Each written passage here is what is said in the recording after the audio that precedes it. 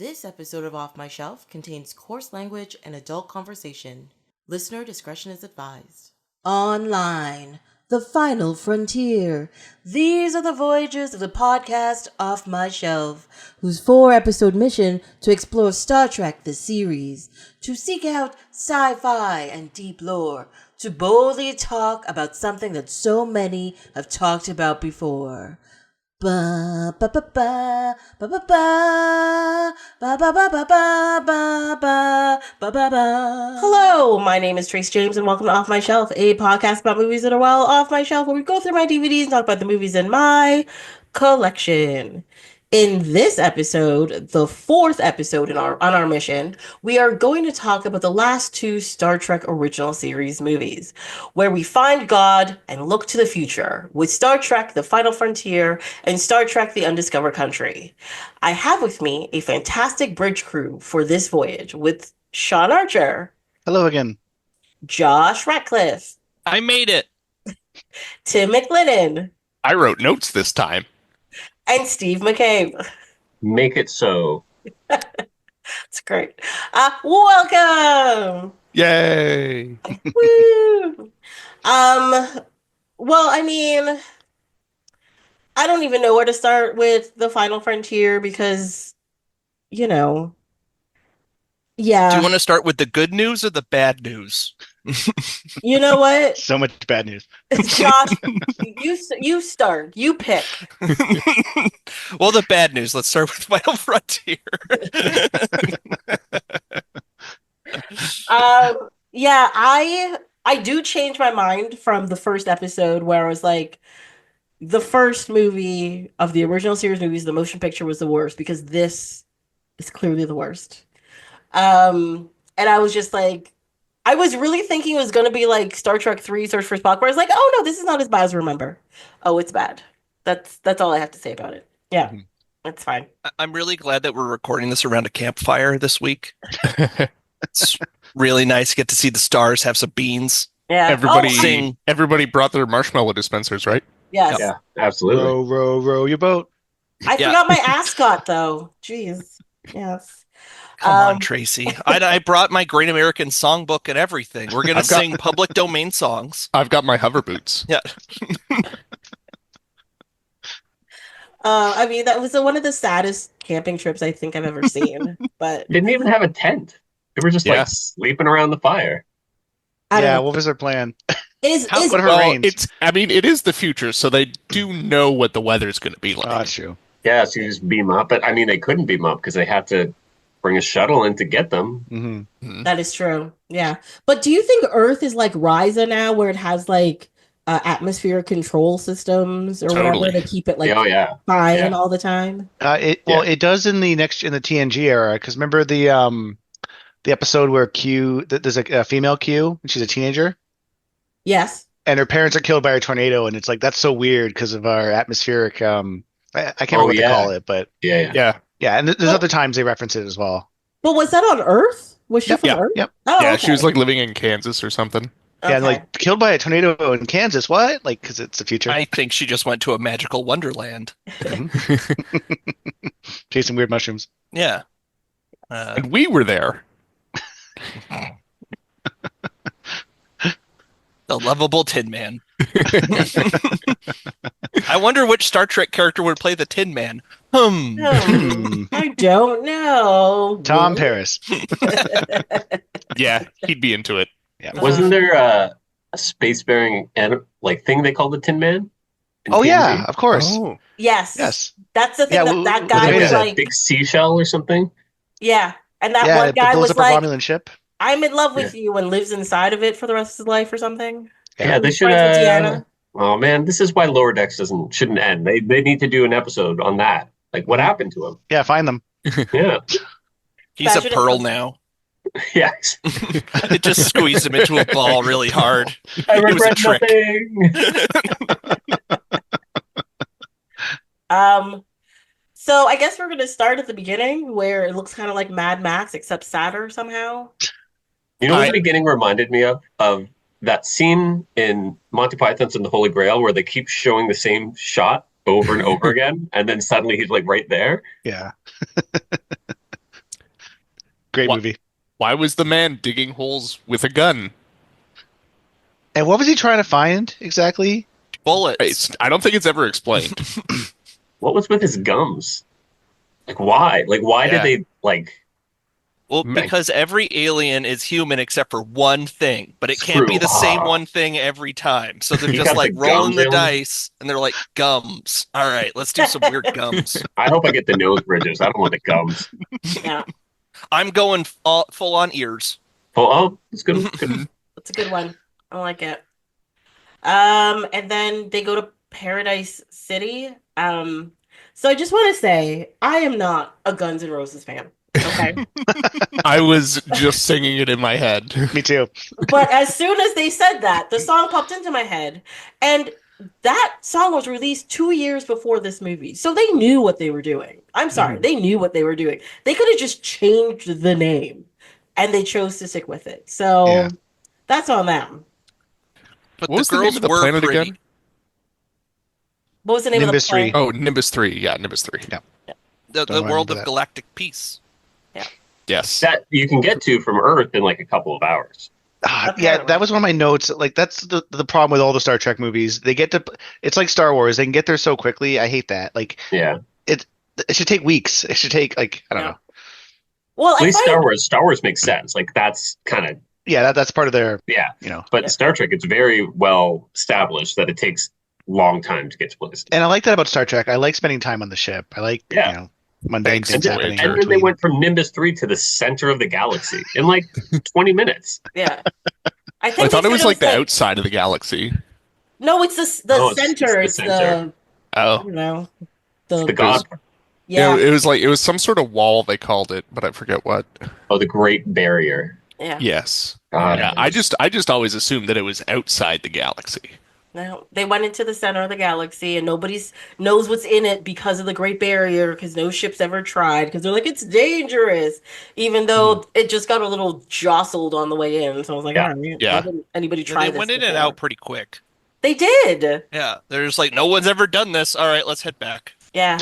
It took them, I think it was like 6 hours to get there, and I'm just like, what are you talking about? Like, this is crazy. Like, it's crazy. I'm curious if that has any actual bearing. If we were to travel at warp 5 from Earth, how long would it actually take us to get to the center of the galaxy? Oh, I would have to do some serious calculations for that. I feel like, hold on. Do you think that none of the probes made it back because the one pissed off hologram guy was there? You mean God? Sure. Don't look at the guy behind the curtain. Just ignore that guy. Definitely, I'm God. Yeah. Okay, so from guy, nothing. Okay, so I didn't have to do. Of course, Google has all the answers immediately. So apparently, the center of the galaxy from Earth is 8 kiloparsecs, which is 26,000 light years from here. It was 70 what? So that's like 26 years then. Because Voyager was going to take 70 years to get across 70,000 light years, right? Oh. Was that what it was? That sounds right. Oh, wait, no. What? I can't be. Is it warp like an exponential thing or something? This is the dorkiest thing I've ever said. Isn't it like isn't it like works like magnitudes like earthquakes where it's like 1 is 10 times or 10 times less than 2 or whatever? Where it's like warp 9 would be like there is a warp speed 9,000. What? On the internet? To travel 26,000 light years at warp 5, it would take 75,972 days. Wow. Okay. If we go to warp 9 and we calculate time, please. Why can I not just hit the same thing twice? Come on, internet nerds. Do it. Okay, distance 26,000. I'm going to look up my Python references while we're doing this. 13,026 days or... Wow. 35.67 years. And, sorry, that's warp 9? That's at warp 9. And they don't have warp 9 yet. This is the original series, right? Warp 9. Yeah, the original series, they only went up to 7, but I don't know about the movies. No, but if you watch like random episodes, sometimes they go to like warp 11 in the original series, and you're just like, wait, what Really? is that? That's weird. They'd be becoming fish people like Paris, Yes. Maybe that's why they all look so old at the end. Yeah. Yeah. They're just turning into salamanders slowly. If this And then movie have babies took with your place, captain. if this movie took place in the next generation, it would only take 17 years to get there. Oh. Well, that's just a hop, skip, and a jump. Yeah, I think so. Now, is this like center of the like of the of the galaxy, like from what was his early 90s perspective? Like, is it possible we know more now? I mean, it doesn't seem like it's been that much time, but Well, the center of the galaxy's Earth. I think we've established that on this show. yeah, Sector 001. human central. Yes. We are very important. Mhm. Without us, there would be nothing. Yeah. So, it seems like a lie that they got there so quickly, is all I'm saying. Just Another one of those is McCoy is watching Kirk climb this mountain. He's using binoculars. He's got to be a real great distance away. yes. But he is able to run up to the side of that mountain when Spock is holding Kirk. It's just... McCoy also packed his rocket boots. Well, you can tell from his legs that he's a runner. That's true. That's true. And the what was it, the ascot or? Yeah, Yes. the dude's jacked. There should be like a fashion show just for McCoy, from like the motion picture to like he has such eccentric outfits. He really Yeah. does. I Yeah, think you mean Sulu's outfits good last two outfits. movies have been Yeah. bad. Yeah. Well, he's always I missed the coat cloak. I also Sulu's missed the cloak was cloak. the best. Oh yeah. Oh my God. Sorry, Josh, But I cut you off. McCoy is just dressed like Fred from Scooby-Doo all the time. God, he is. Never thought of it that way. Yeah. Neither did I. Wow. Okay. The funny thing is, to look up the name Ascot, I looked up Fred, and I still didn't put the two things together. So it's fine. It's fine. I did find it weird that they started with like a weird love relationship with Scotty and Uhura, and I was like, wait, what? Yeah. And that does not follow through to the next movie. No, they No. don't touch on it in any way, shape, or form. They don't. I don't even think they talk to each other in the next movie. No, I think that means they went through with it. Well, I mean, Uhura does put her leg up on the railing on the bridge. That's right. I forget who she's talking to. What? In Yeah, six, I caught I that know too. she was I think talking that's to in me, six, yeah. that's for sure. isn't she? Is she talking about the probes, the gaseous anomalies? Is that the part where she's talking about it when they're in the middle of a battle? Quite possibly. I don't No, think it's no, during no, a no, no. battle, is it? No. Oh. The gaseous anomaly. She's like sitting. She's not even at like communications. She's like sitting where like Sulu would normally sit. Oh, She was wearing fans, though. Oh my Yeah, God. we got to talk about the fan dance. Oh Oh. yeah. I don't mean to jump ahead. We can come back to the fan dance. I didn't want to interject. It's okay. Look, we're jumping all over the place because we're just like, what is there to talk about in this movie? It is just The search for God, as we've all waited for in Star Trek the whole time. whole time. Yeah. All right. Yeah. Okay. When are they going to get to religiousness? That's what I said. Okay. Well, I think we need to have a moment of silence for V'ger, who was just subsequently murdered in this film. Was that V? Okay, I wrote that. I wrote that down. Like, was that V'ger? So, Or like, maybe V'ger's brother or sister? yeah, like it looked like one of the Voyager or one of the other early probes. Yeah. But also, like, it was definitely not accurate because I think they put the golden plate on it, just on the outside, so you'd be like, this is from Earth. Mhm. But I think in actuality, the gold plates were like inside the. they were like a case or something, weren't they? Yeah. Yeah. Yeah. I really found like I know the Klingon ship came into use at the end of the movie, and that's probably why they had it like throughout the whole thing. But that whole Klingon ship thing was stupid. It was stupid. It was just unnecessary. Yeah. These Why were they bad were- Klingons. You mean the Klingon captain who just wanted to shoot Kirk and increase his standing within amongst his family? Yes. Yes, Yeah, that guy. he goes from shooting space debris to wanting to fight the Enterprise. Like, it's a big jump there. Yeah, I think his only motivation is that he's bored.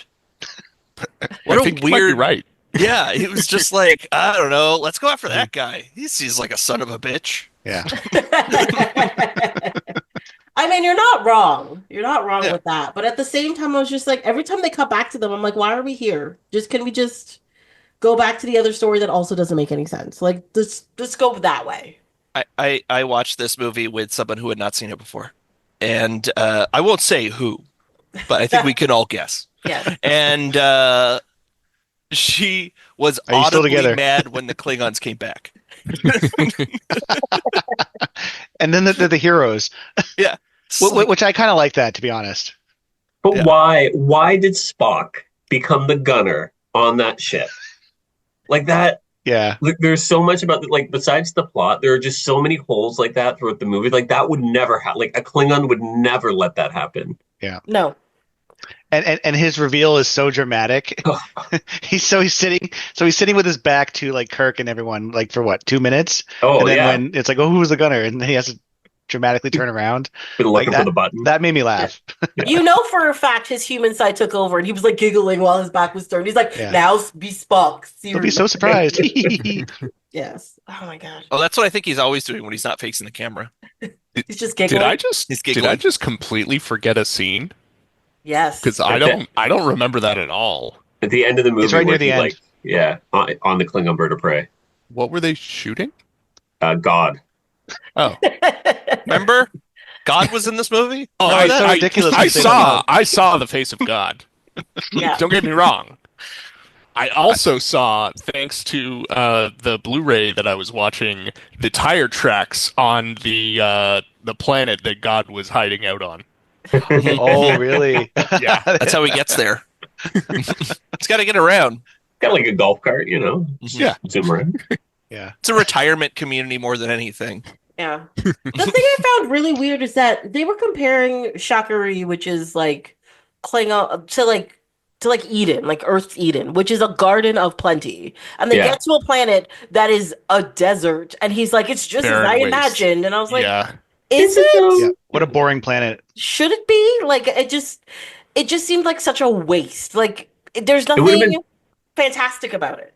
It would have been better if it was like in the pilot of DS9, where like Jadzia saw something and Benjamin saw something completely different. Like it should have been everybody's vision of. I mean, this is obviously not the movie for that, but I agree. Like, I would believe that is a Spock, a Vulcan, spiritual place or whatever, because it's all desert and that. But you're right. The way they described it is not that. Did not make any sense to me. Yeah. I always imagined heaven looking like 30 minutes outside Barstow. Really? Yeah. No. Just down the street, desert as far as I could see. LA 4 hours down the road. Yeah. Wait, so the the Q continuum then is heaven? Yeah. Yeah. Oh yeah. Is that right? The road. Just a single gas station and then a single road. See, but even that was way better because they at least explained why they presented it in that way. Yeah, they explained it. This is for your puny human brains to comprehend or whatever. Wait, I don't remember that. Does the Q Collective meet at a gas station? It's a Voyager episode where that's so weird. Another Q wants to die. Yeah, it's a good episode. That's it's a really also good episode. like something that happens in Twin Peaks, which I've also mentioned on this show for some reason. Like a god wants to die? All of the like weird things that live in the other dimension meet at a gas station. Oh, like upstairs at a gas station. I wonder who did it first. That beats me, man. I think that might be an early 90s. Yeah, probably around the same time. I think that might have been. This is mid to late 90s, I think. Yeah, this might have been like 97, 98. Yeah. Huh. Oh, there's one thing that there was a scene. It was very early on the bridge, which I'm like, why they sent the Enterprise out in the condition it's in, stupid. But there's a scene where they're reviewing the footage and Spock sees Cybok and he's like, oh fuck, that's my brother. He doesn't say that, but he thinks it. Kirk leans over and is like, what is it, Spock? And he's like, possibly something. And then they cut scenes to Spock in a completely different location. Kirk comes in. I'm like, what just happened? Then he's like, I need to think about this and walk away. They just it was poorly put together.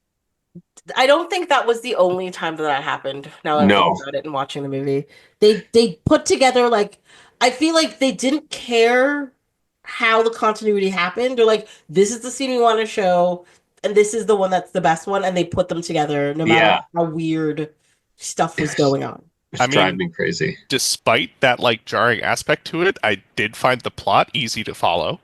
Yeah. It just look, I understood the plot. But at the same time, I was like, I still didn't get it. Because I don't understand what was it? What does he was like? He's like, release your pain. Why does that make you want to follow them? If I got rid of all of my pain, I'd be like, all right, I'll see you later. I'm free to do whatever I want now. Like, I'm not following this guy somewhere to do something. Yeah, agreed. He's not providing them with anything. He's just like, come with me and we'll blow up some stuff or whatever. I'm like, and why did he use that power that he had like only sometimes, and then other times he's like, oh no, let's put these guys in the brig and we'll do that later.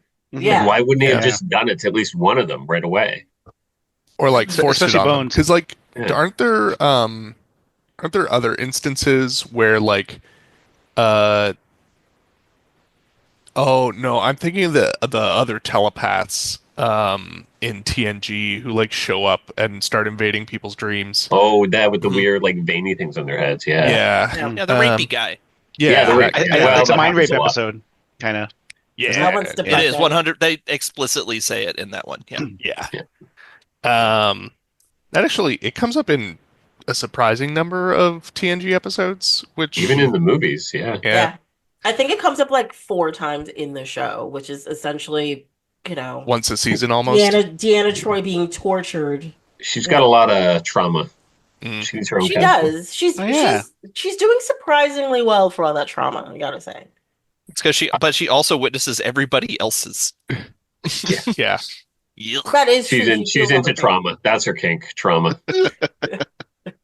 And trombones. Oh yeah, that's she's Riker's super into trauma and trombones. She likes Riker's trombone. Yeah, especially when he plays Nightbird or whatever. Oh yeah. Good call. Anything Dixieland. It is surprising to me how many 1900s references they make in these shows. It's kind of crazy. Oh yeah, all of them. Well, by that point in time, the 1900s are what do you call it? Royalty free. Yeah, but they're also like classical music. Yeah. It's like me being like, "Hey, can you drop some like Beethoven on me right now? That'd be cool." Like, no. Well, Tracy, you're always referencing the 16th century. It's true. I like a good Gregorian chant. It's amazing. You know what song I love? Greensleeves. Let's hear that, everybody. Josh loves loop music so much. That's all he listens to. And harpsichords. Love me some harpsichord. Harpsichords are fun. They're great. They pierce the eardrum. Oh, love it. And I don't have to pay any royalties for them, too. Imagine that. Let's see. What else? Was there anything you liked, Tracy, in it? Based on my notes, no. Oh, when they go into the bar, for some reason, I was hearing James Brown in the bar. Oh. You know in the song "I Feel Good" when he yells "Yeah!" like right at the beginning? I did not do that justice. But it's like they played that part like 4 times when they were like beating up the cat lady or something. We got the cat lady. I have a note here about the cat lady. Do you remember that time where Kirk threw a kitty into a moist pool table? And was she dead? Really? Like she was just laying there. I think she died. Dead. I mean, if she was face down, then maybe. She was face I think down she's the only person who 100%. died in the whole movie. Yeah. Kirk killed the stripper in this movie. Nope. On screen for once. Yeah. No. Yeah. Oh. That one caught me off guard. That was a straight punch. Oh. Now, knowing Kirk, it'd probably be a 2-fisted punch. Yeah. Oh. Good old Kirk Fu. Okay, so I think there's a lot of that in this one. I'm sorry. I think I skipped the fan dance because my question So my comment about that before that is, where did they get the fronds/feathers for the fan dance? Because there were no trees or birds. So I don't know where the They were in fan the They just keep shuttlecraft for those. some reason. Yeah, they keep them Yeah. on the ship in case she Yeah. needs to do a Give her fan a- dance. She has them everywhere she goes, just in case. Like a good saddle. Like, oh, yeah, that's true. Yeah. But while talking about horses, Spock did nerve pinch a horse at one point. That was fun. Yeah. And He these are also just straight said, up human well, Earth horses. They did not try No, and no. alien them up. they were blue. No, they were blue. Were they really? Yeah. I wrote that down because I had never noticed that before. Oh, Wait, are Earth horses not blue? No. Depends oh, on you the city light boy, they're in. you. So I was thinking of the horse of many colors. Excuse me, sorry. I thought that was just because it was like night and the lighting of the scene. So I didn't come across them and like, oh no, Oh, they're blue yeah, they are horses. blue. Yeah, no, they were Yeah. blue. No, they kind Oh, of never glow. caught that. Yeah. I didn't catch that either. Also, Kirk tells Spock to quote be one with the horse. While riding I laughed. I always laugh at this stupid ass line, but when Spock says, "Hold your horse, Captain," like he just delivers it with such such a and I Yeah. I want to take 10 minutes to go over be one with the horse. There's so much to unpack. in Like, that is line. he suggesting a mind meld or Is he suggesting that Star Wars exists in this universe? I mean, technically, Star Wars could exist in our universe because it was in a galaxy far, far away a very long time ago. So, like, oh my god, I it's love that history. in the Orville they show an episode of Seinfeld, like they're all just on the bridge watching the Junior Mint episode. Ah, yeah. So because Seinfeld was in the Orville, that means in the Orville universe, Star Trek exists, and I think that's great. Nice. I'm okay with all of that. Yeah. It makes me happy. Oh my God, I have nothing. Oh, go ahead. I was just gonna say there was one like your point about the last movie, Tracy, was that they did really good at pairing off the crew, so you actually got screen time with everybody and not just the three guys. I think Kirk or Shatner was like, no, just the three of us this time. But there was a line like Sulu was so underused in this movie, but the line in the shuttle where he goes, I forget what he said. My God. I don't know. I forget what Sulu said, but he looked and he delivered the line with such like great comedic timing. Oh, is this when they're pulling the shuttle into the back of the Enterprise? Oh, he says it's his first time. Yeah. It's my it's my first time. Yeah, Cybok asked him if he's done it before. And, it's my first time. And it was just like I thought that was like great. And there's so many problems with the movie, but I thought his delivery on that was legitimately very good. Sulu and Chekhov, like I can't even remember what Chekhov did in this. Oh no, he got to be a captain for a bit. For a bit. That was fun actually. Yeah. I enjoyed that too. Like there's little things in the movie I like, but overall it's crap. So sorry, go ahead. Oh, it's okay. Go ahead. I was gonna say I was a little bit confused as to like the timeline with Sybok. So we find out like relatively early in the movie, probably not early enough. I don't get Spock in this movie either. He's very confusing. Like, what's he doing? Yeah. Not telling anybody anything. And so it's Sybok's his half brother. So was Sarek previously married then? Is that what was going on? Yeah, to a princess. She ran to a princess. And she died during childbirth, I think. But then he said that Sybok came to live with them upon her death. Okay, so not childbirth then. So I guess not. Divorce the princess, marry Spock's mom, leave a child with somebody else. Then that mother died, and then the brother came to live with them? Is that what's going on? Is there Vulcan divorce? Is that a thing? Only after the church was formed in after the Reformation. Eric just wanted some human companionship, I guess. Yeah. I don't know. Strange.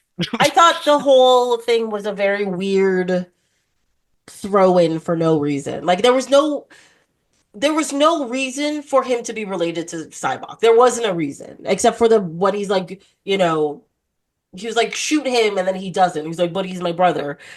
But there's no real connection between the two of them throughout the whole movie. He could have just been some random Vulcan, and the story would have played out exactly the same. They love to give Spock a sibling he never mentions before. Like it's happened twice now, and it doesn't work either time. Well, do you think that Sarek named them both so similar so he wouldn't get them confused? It's like Cybok and my other son Spock. That's Vulcan naming though. Like all the women are to something. Yeah, to Paul, to Pow, to Pring, yeah. Except Sabik, but that was a mistake. And Valeris. And Valeris, yeah. Oh yeah, Valeris. Who's Valeris? Kim Cattrall. Oh, duh. Sorry. The slutty Vulcan from the brunch scene. Not to skip ahead, but she's a great. She's fun to watch. Yeah, she was great in it. She's really good. I remember as a kid, I was really sad when she was the traitor, and then we never get to see her again. Whoa! Spoilers. Sorry, we're not there yet. Oh my god. I like the one where she was dating the really young man, and then she was just like really nervous about how old she was. What, Smith Jerry? Yes. Wait, isn't that No, you're thinking of Loxana. I mean, she could get it. I thought he was making a Sex and the City joke. I was making a Sex and the City. He was. Oh, my bad. You were making a joke. I'm dumb. I'm happy I could bridge both worlds with you, Josh. It's fine. Okay, so one thing that really does piss me off in this movie is there's a scene where they get back on the Enterprise and you have McCoy and Kirk climbing up a shaft. Sorry, one sec. Oh, I know where this is going. It's written in capitals in my notes. Yeah. And then Spock just walks away and they're climbing up this turbo shaft, going. And then Spock comes from the top down. And you're just like, are you guys even trying anymore? Like, you're not even... Because if Spock got to the top, he could have done what he was supposed to do. It would have been over. Like, I don't know. It annoyed me. It really annoyed me. So I think this is two things. One, this is a classic case of Spock not telling people things. And two, I think they wanted to mirror the scene where he comes down from above when Kirk is rock climbing. Yeah, but he should have come from the bottom, because if he walked out... No, I get it. You're right. Yes. You know what's even... mirrored it from coming from the bottom, is all I'm saying. The Enterprise does not have 78 decks. Oh, yeah. Yeah. Also, even if it did, you would be going from 78 to 1. Yeah. That's true. Sorry, it's rising. And it was literally straight up. Deck 1. What part of the ship are they in? They're in the neck, I guess. Apparently. Yeah, they must have been right at the bottom of where the dish is to, Yeah. But it has at most 24 decks. It's not... Sorry. I mean, I think that those rocket boots are when a dude gets a hoverboard for the first time, just way overusing them. Just come on, man. You're just going from one end to the other. You don't need your rocket boots today. I mean, they're pretty cool hover boots. Yeah. The plus side is they do work over water. Yeah. It's like he just got them from Space Sharper Image. And he's just check this out. I've got my hover boots. Yeah, it's another example in the movie of a comedic scene that to me did not work at all. Yeah. No, it did not.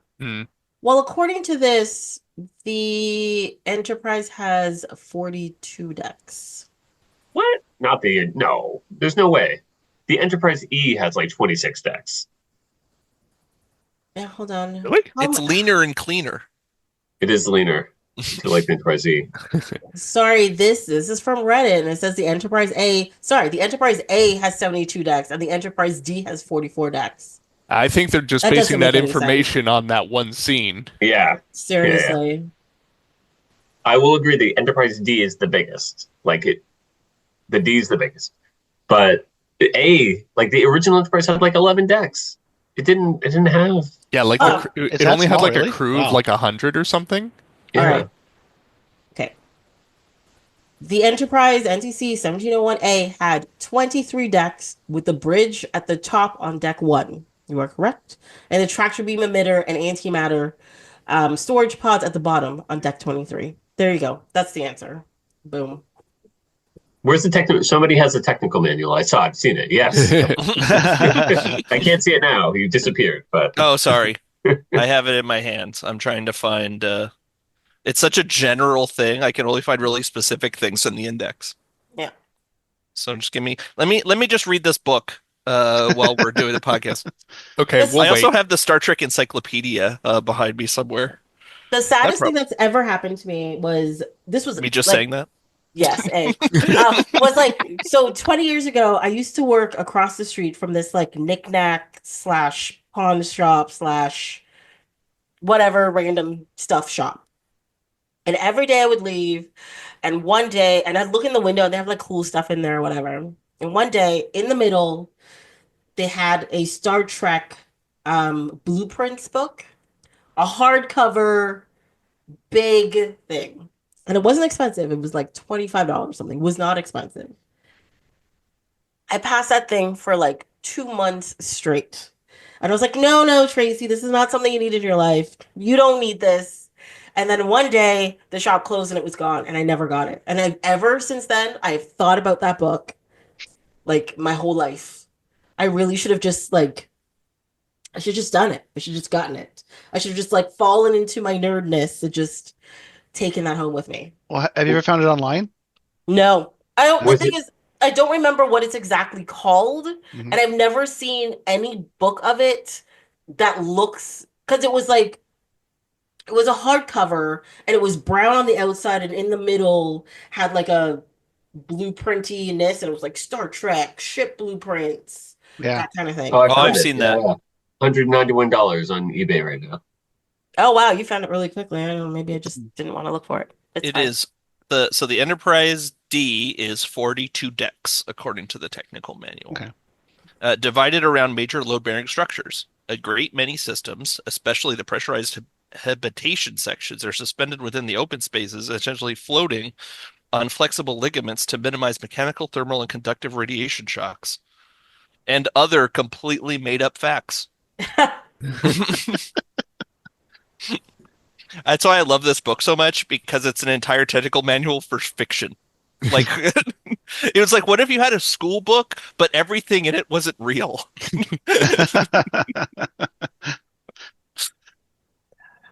Yeah.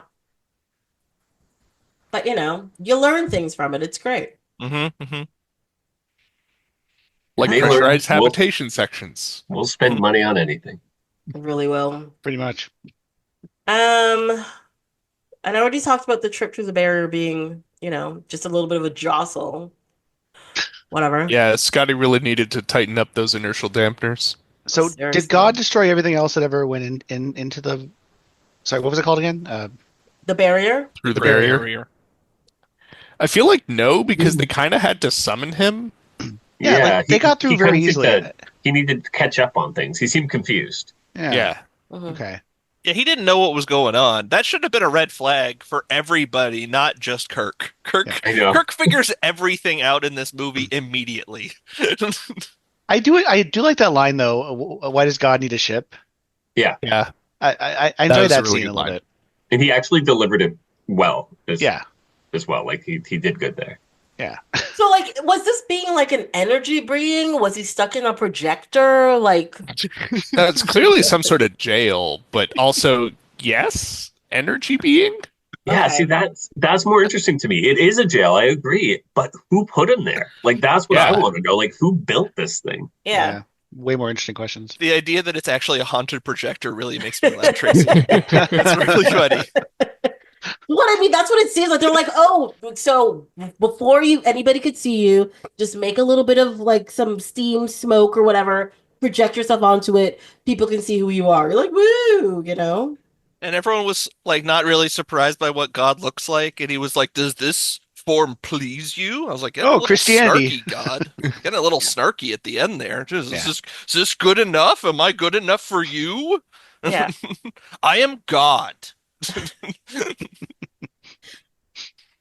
was all very weird. But yeah, no, like I think this is like Final Frontier is one of the shortest movies, and I was just like, Was it why? really? Because it was like an hour and 45, wasn't it? Oh, it's an hour and 47 minutes. I think it was over an hour and 40. There was a Yeah, it point didn't where feel short. the other person on the couch said, "What the fuck? We're only halfway through the movie."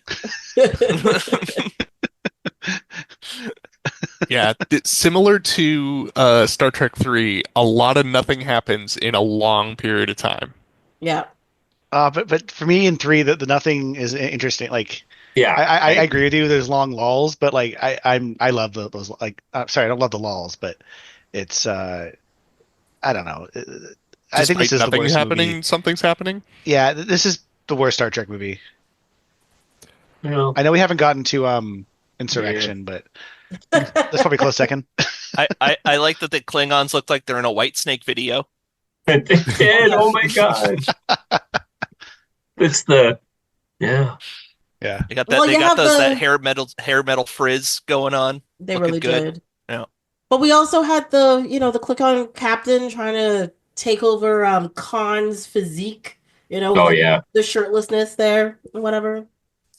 We're like, all I right. mean, he's really the modern day Khan. Like when I think of great Star Trek villains, I think Khan, that guy, God. Yeah. Oh yeah, where you go. what was the captain's name even? I The have Klingon no captain. idea. Oh, it was kind of like Clang, but not. Yeah. It was like Chang, maybe. Was it? no Chang. No, that is was in the next 6. one. Yeah. Yeah, that's Oh, That's a Christopher Klingon you Plummer. remember. Yeah, Christopher Plummer. yeah, Yeah, very It's memorable Captain Klingon. Captain Kla. Claw. Okay. Klaa. Very Good exciting. job, writing team. I feel like that was just Shatner.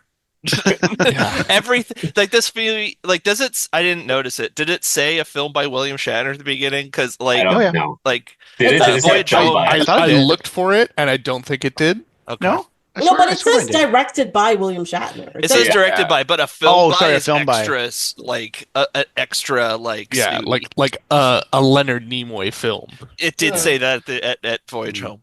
Yeah. And I bet you that still drives Shatner crazy. I'm sure it does. To be fair to him, I think the studio like slashed the budget by a lot for this movie.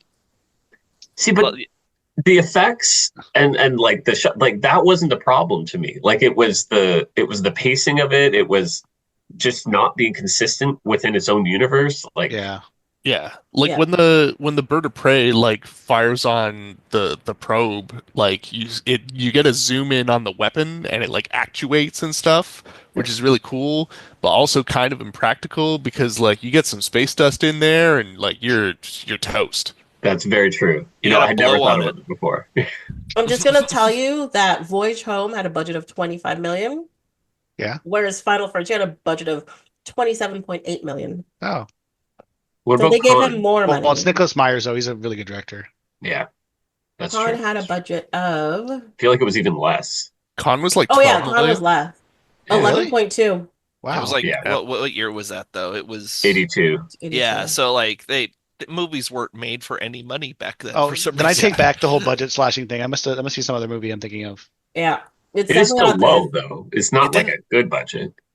Final Frontier didn't make a lot of money compared What? to other ones. No. Like it did. I mean, I wrote down 63. I think your numbers are slightly different than mine, though, Tracy. Yeah, it made 52.2 million, whereas Voyage Home made 109.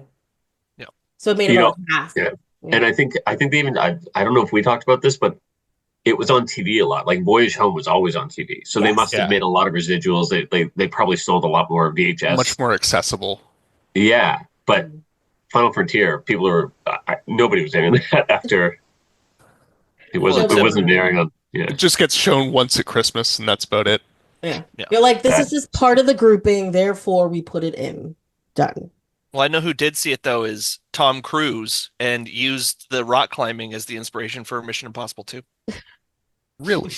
Shatner makes us look so believe cool. That. That is actually a believable. Oh my god, that rock scene, the whole opening, like, yeah, we get it. You're climbing a rock. Yeah. You're climbing a Yeah, mountain. but it's we so get it.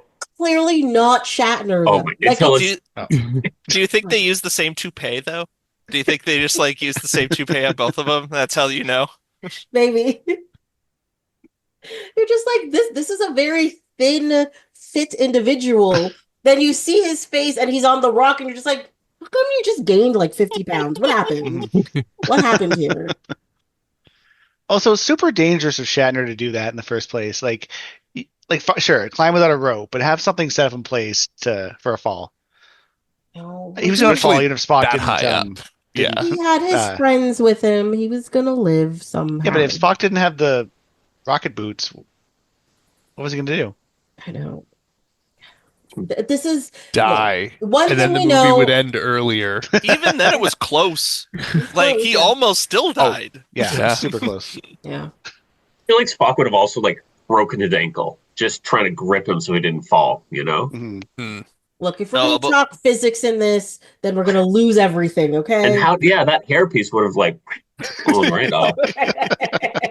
You're forgetting about the advancements in adhesive technology. That's true. They won't show us how we can grow hair. Just the glue will be better. Yes. Yes. Well, they Definitely. say if he got phasered, everything but the hairpiece would disappear. It would just fall to the ground afterwards. Just like waft slowly, you know?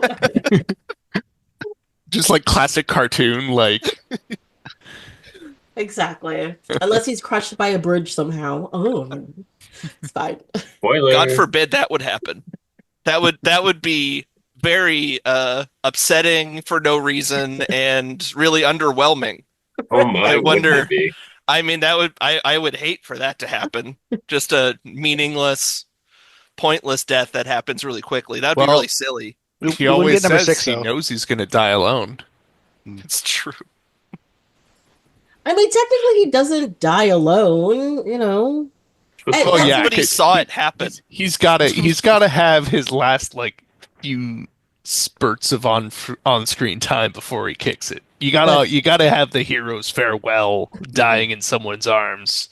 Otherwise, it's not a movie. But he doesn't die in someone's whatever. I forgot. I'm pretending that I don't know that that's what happens. How could you forget your own thing? Oh my gosh. Yeah, no, I think we're done talking about Final Frontier because, like you said, there's so little to the plot. A lot of it makes no sense. It's not a lot of fun, and it's pretty boring. Yeah. And you're just forget this. I have one last note about the Final Frontier. Okay. The shuttle pods are named Galileo and Copernicus. Yep. And I remember the Galileo triggered a memory for me, and it's from a TOS episode with Dr. Mbenga, I think is how you say it, and Spock. Yeah. And they're fighting like these monsters with spears. Like they're like really like giants actually. It's a good episode. And I don't know why I remembered that, and I looked it up to confirm. Oh, isn't that the episode called the Galileo 7? Yes, I think so, yeah. Yeah. Oh, I just discovered a second page to my notes. Turn page. I wrote down London. I don't know what that means at this point. I have some notes like that too. God is in the human heart. It's specifically said in whoever says that line. Mm-hmm. And then my actual final note is that in the credits they separate the aliens from the humans. Oh. It's not very Federation of them. No. They're Star Trek-y. Seriously. And you watch the credits. I'm impressed. Well, I turned it off immediately. like about 5 minutes of it, if that. 5 minutes is a long time to watch credits. Okay, maybe like 5 seconds. I don't know. It was fairly early on. It was fairly early on. Yeah. My mother has a friend that when they go to the movie, she makes her stay until the very end of the credits. And no I matter kind of get it. No matter what. I kind of get it. I say for most of the credits, most of the time. I usually like discuss the movie while I'm still sitting down. Yeah, same. Yeah. But like, I don't like I one of wait these. for like the. I also like picking out fun names from the credits list. Mm-hmm. I mean, I understand it if you watch like an MCU movie or something like because you know something's happening. But if you're watching like a period drama that's a retelling of some war, you're like, I think it's done. I walk out. That's it. Yeah. Well, I mean, if you watch at the end of 1917, there's a post credits about, have you heard about this guy Hitler? And we're like, oh boy, here we go. Be warned. I have not seen that movie. Oh, okay. It's fine. Tracy hates gangster and war movies. It's fine. Hate is a strong word. Sorry, you're right. I don't fave. enjoy them. Yeah. No. Also, sorry, go ahead, Josh. I was just gonna go back to my notes. I wrote down that the coordinates that they give are 000 Mark II. Yeah. It's another Alpha 1, Alpha Beta 1. Yeah, so lazy. They're not even trying. Yeah. It was like, so you're saying that you're gonna meet at the international date line at the equator. Like it's just like Greenwich Mean Time meets the equator. We're just gonna meet right at 0. Yep. Yeah. And then go forward from here. Yeah. One thing about these movies is that they never tried to give cool coordinates or codes for things or whatever. It's like, what's your code? You're just like, I don't know, 6. Yeah. Start the self-destruct password PASSWOR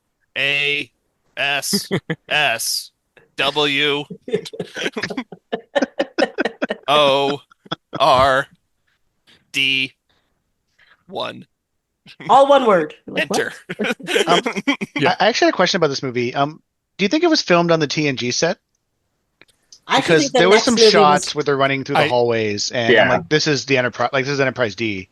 Yeah, for sure. I thought not maybe the same sets, but like probably adjacent to each other. But they very used similar though for some like background shots. Yeah. Yeah, there was a couple shots in the next movie too. I thought might have been. Yeah. And even the warp core in Star Trek 6 is.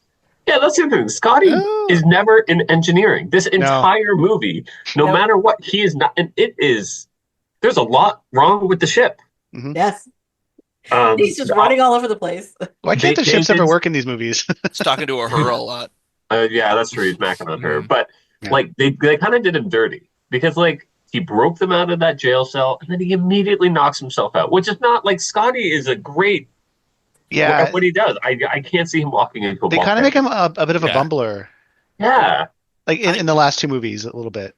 I was like, was that just a straight up joke? And I'm like, no, that was a plot point. Yeah. No, wait. Before he bumped his head, did he say, I know this ship like the back of my hand? Yes, he does. Yeah. All right. Yeah. And then when you see him on the ground later, I think Bones is working on him or someone, he's like bleeding and like it looked like it hurt. Yeah, no, he's concussed. He has some real problems. And Uhura's like, hey, do you want to have sex? Yes, Lassie. Helps the blood flow elsewhere. Yeah. We need to relieve the pressure of in your brain. What a fucking awful movie this is. I see how we feel about this. Sure. Yes. Yeah. So then let's, travel on to the Undiscovered Country because now this is what I call a good Star Trek movie. Okay. So. Yeah. I don't think I've actually seen this movie before. Oh, that's right. What? Yeah. Okay. Yeah. Sure. So I do after watching The Undiscovered Country, after watching Final Frontier, I was like, okay, I remember this movie now. Like at the beginning, I clocked that the dude was a Vulcan, and then it's like, don't really remember much about Paradise City. Do kind of remember the army, and then they take over the Enterprise, and then they go to the place, and then there's the sand, and then there's the god. So like I kind of remember those parts of it. Didn't realize there was an hour and 45 of that. Star Trek 6, however, the only thing I think I remember is possibly the assassination scene, where the purple house paint drops onto the mag boots. Yeah. And I think like there was like maybe one other one other scene, but I don't remember anything else. And I was like, watching it, I'm like, damn, this movie is good. Like there's a good mystery. There's like some investigative work happening. We're trying to like, skirt the rules a little bit by not returning back to Earth after the thing happened. There's like an uh, there's like an inter-alien conspiracy happening. It has all the it's a drama around diplomacy, which is Yes. sort of what Yes. this should be all the time. Yeah. This That's movie what Star rules. Trek This is is, the opposite of the previous one. Yes. Yes. Yes. Yeah. They really use all of the characters really well. And even the characters that are introduced in this movie are also used really well and create like proper characters for all of them. So they're not like one dimensional. Like the thing is they bring back some of the admirals from the previous movie, so you've kind of seen them before. But like anybody new they bring in, you understand what they're doing and why they're doing it, whether you think it's right or wrong. And I really liked it. Mm-hmm. Oh, I vaguely remember the Klingon court scene. Yes. That was the other scene that I kind of remember. Awesome. Great scene. It has one flaw, but we'll get to that later. Did everybody else remember Red Foreman looking like a unlockable character from Street Fighter? I was going to go with Mortal Kombat, but yes. And by yes, I mean no. He looks like Bill's, like in Kill Bill, Bill's sensei. Pai Mei. yeah, yeah, Looks yeah, like yeah. Pai Pai Mei. Hi, Thank you. yeah. Yeah. Tracy and I have already discussed that film. Yes, we have. Yes. At It's a length. good episode. Yeah. Oh my God. Yes. This movie has a bunch of people in it that come back or make just like guest appearances in it, which I think is great.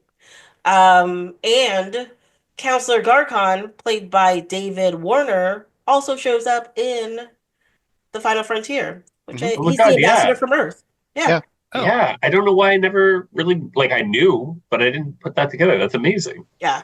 I actually did not realize that until I was putting together who was in the movie, and I was like, that name is the same as, oh my God, it's the same guy. Well, his voice is so distinctive. Yeah, Very distinctive, yeah. they had to let him redeem himself. Mhm. They're like, we did you dirty. We'll make it right. Well, they didn't give him anything to do in the last movie. Yeah, Yeah, but also Yeah. like his role in this movie is very important, but he's not in it for very long. He's in it for like 10 minutes before he and dies. it's way more memorable. Oh, than- yes. Yeah. Well, because in the last movie he's just like, come on in, blah blah He's blah. smoking and at then that's it. the diplomatic table, and when we first meet him in the last movie. Yeah, and then they bring him back to torture another captain. It's great. It's amazing. Yeah, he's in one of the best TNG episodes, as Tracy just alluded to. Yes. I am going to was- start from the very beginning on this movie because I think there's so much stuff in it. The intro credits were in purple. Yes, they were in purple. The And then they color were of blue. blood. And Also, then they were turquoise. it was amazing. The score in this movie is one of my favorites. I did like the opening music of this movie starts off very ominous, and as it goes to the credits, it gets really triumphant. Like it's sort of like this the opening song is like the tale of the story that's happening. It's just like, oh my God, what's happening? But like, oh, we're going on an adventure. Like we did it. Like the whole thing. Yeah. It's great. Yeah. Oh, actually, that was one other thing that I noticed about 5 is they brought back the Klingon music motif. Oh yeah. Do do do do. Yeah. I thought you Yeah. were going to say that they used the TNG music again. They did. Oh, as well. they did as well. Yeah. Which They did? it was straight up the TNG, and I like for a moment I forgot that was in the motion picture and that we had talked about that, but I was like, oh, okay, because then I was like, did they just use, like TNG came out last year? Are they just using the music? Yeah, from that it? seems very lazy of them. Yeah. In any case, it is. Yeah, it is lazy of them. But the music in 6, amazing. But Yeah. yeah, no, the music in this Again, is I didn't notice it. Really, I think 6 and 2 are my favorite scores. Maybe for First Contact's in Yeah. there too. I think I mentioned it last time, where I think it does a really good job of just getting out of the way. So it's like you don't even. It's kind of subconscious Yeah. that you're hearing things, and so I think that's probably why I didn't. It wasn't overt. Yeah. I think that's like, especially if it's the first time you're watching something and you pay so much attention to the music when the music is just supposed to be atmosphere. Yeah. It's a bad thing. It's true. But I guess because like we've seen it so many times, like I'm not concentrating. Like, yes, I'm seeing the story. I know where the story goes, but it allows me to like pick up on other things and other cues in like of different parts of the story that's being told, how the story is being told, right? Um, it was nice to see Yeoman Rand show back up again. So that's her last name. I wrote her, I know she's from the original series, and then they kicked her off after like 10 episodes. But yeah, it was nice to see her. And she pops up in the motion picture as well, but I don't think she speaks. Yeah, she does. Yeah. Or she has one line or two. And she's in a Voyager episode. The flashback episode. Yeah, that's right. Good memory. Yeah. I feel like. Sorry, go ahead. I was gonna say, did this movie start with a cold open? I can't remember now. Yeah, kind of. Yeah, it with the explosion. Right. Yeah. Which again, amazing. Like I thought that was as like I love ships, and that rocks the Excelsior in such a fun way, and you get to see it at like such a different angle too.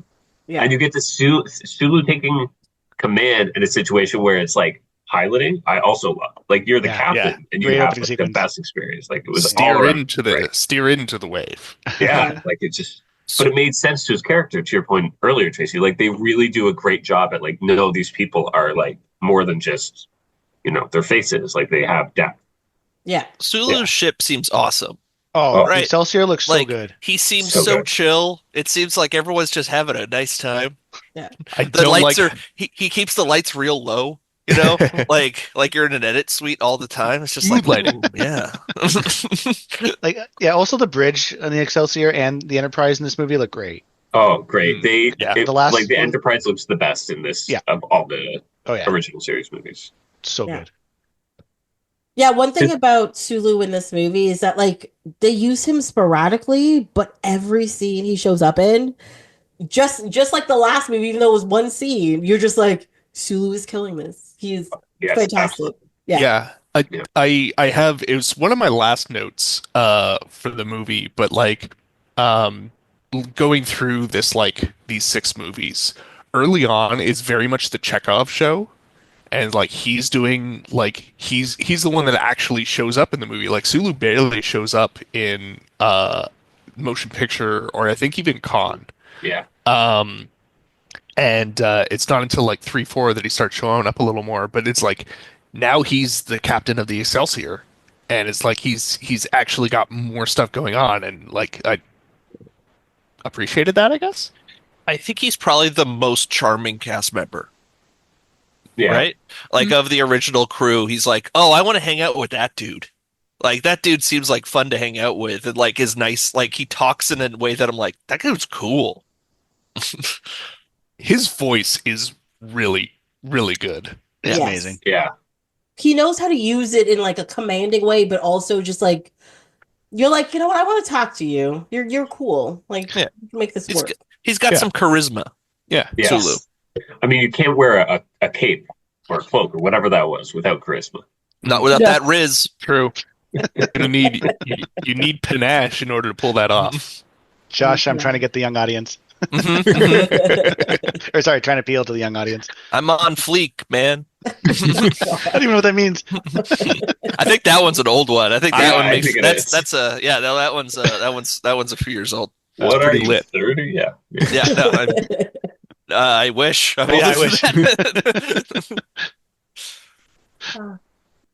We got Sisko's dad shows back up as Admiral Cartwright again. Oh, I didn't clock that. That's right. Yeah, the same actor. He's lost a lot of weight by the time. Like he's so much older by the time he's DS9. Oh, I guess he's not much older though, because it's actually 90, because it'd be within 5 years. 91. Yeah, it would have been like 5-6 years. You're right. Yeah. Michael Dorn shows up. Michael Dorn shows and up. He's like an ancestor of Worf, which is awesome. Is it his grandfather? But he's like his great grandfather. What is his great grandfather? I think so. But see, that doesn't add up because Klingons live like a couple hundred years, don't they? Or like over 100 for sure. Yeah, because like Klingons from the TOS era end up in DS9. That's right. That is true. Yes. Well, I think that means that we can do an all Michael Dorn Nutty Professor style thing where they're my all God. hanging out around the table. I would love that. That would be amazing. That is a fan film that should be made. Yeah. I was bored on work today, and I was on TikTok a lot. Oh my Don't tell God. anyone, Josh. But And you thought that me Only- saying don't rat me out, Josh. But the Riz Master over here. the reason I was on it so much was because I found these Star Trek bloopers, and Okay. and a lot of them were of Dorn, and it was Dorn and Riker mostly, and they were so funny and so charming to watch. Do they all end with these fucking teeth? A lot of them ended with Riker Frakes being really weird, like just doing weird things on set to make his cast laugh, or make the cast laugh. Not. I mean, it's fun to make, work fun. Yeah. It sort of seems like he's pulling, a Riker while not being Riker. That's all it is. As long as you don't waste the film. That's very expensive. Exactly.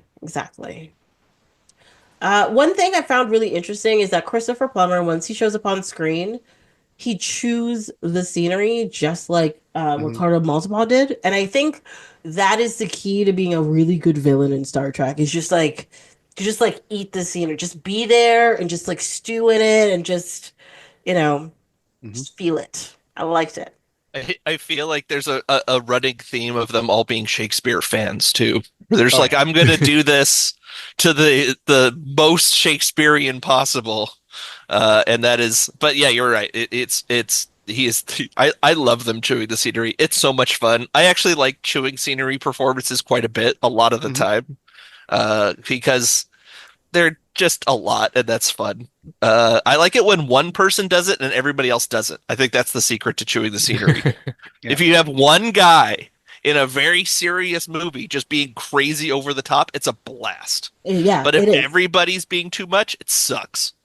Then it just gets boring and seems longer for some reason. I think though that other people need to raise their performance a little bit more, just so that there isn't that much of a disparity. There's this movie called I think it's called Love and Friendship. It's like a Jane Austen-y kind of comedy of manners kind of movie. And this suitor guy shows up about halfway through the movie, and he's this huge flamboyant character, and he's completely different from everybody else. And I was howling with laughter because the movie was so dry up to that point. And then this guy comes in and is just off the walls bananas, and it's so much fun. I don't know. I think so. There's one to think on, everybody. I think, if you watch a movie like Much Ado About Nothing, where you have incredible actors and all of them chew the scenery, though, I think it works. Okay, interesting. Yeah. That movie is thoroughly entertaining to watch. It's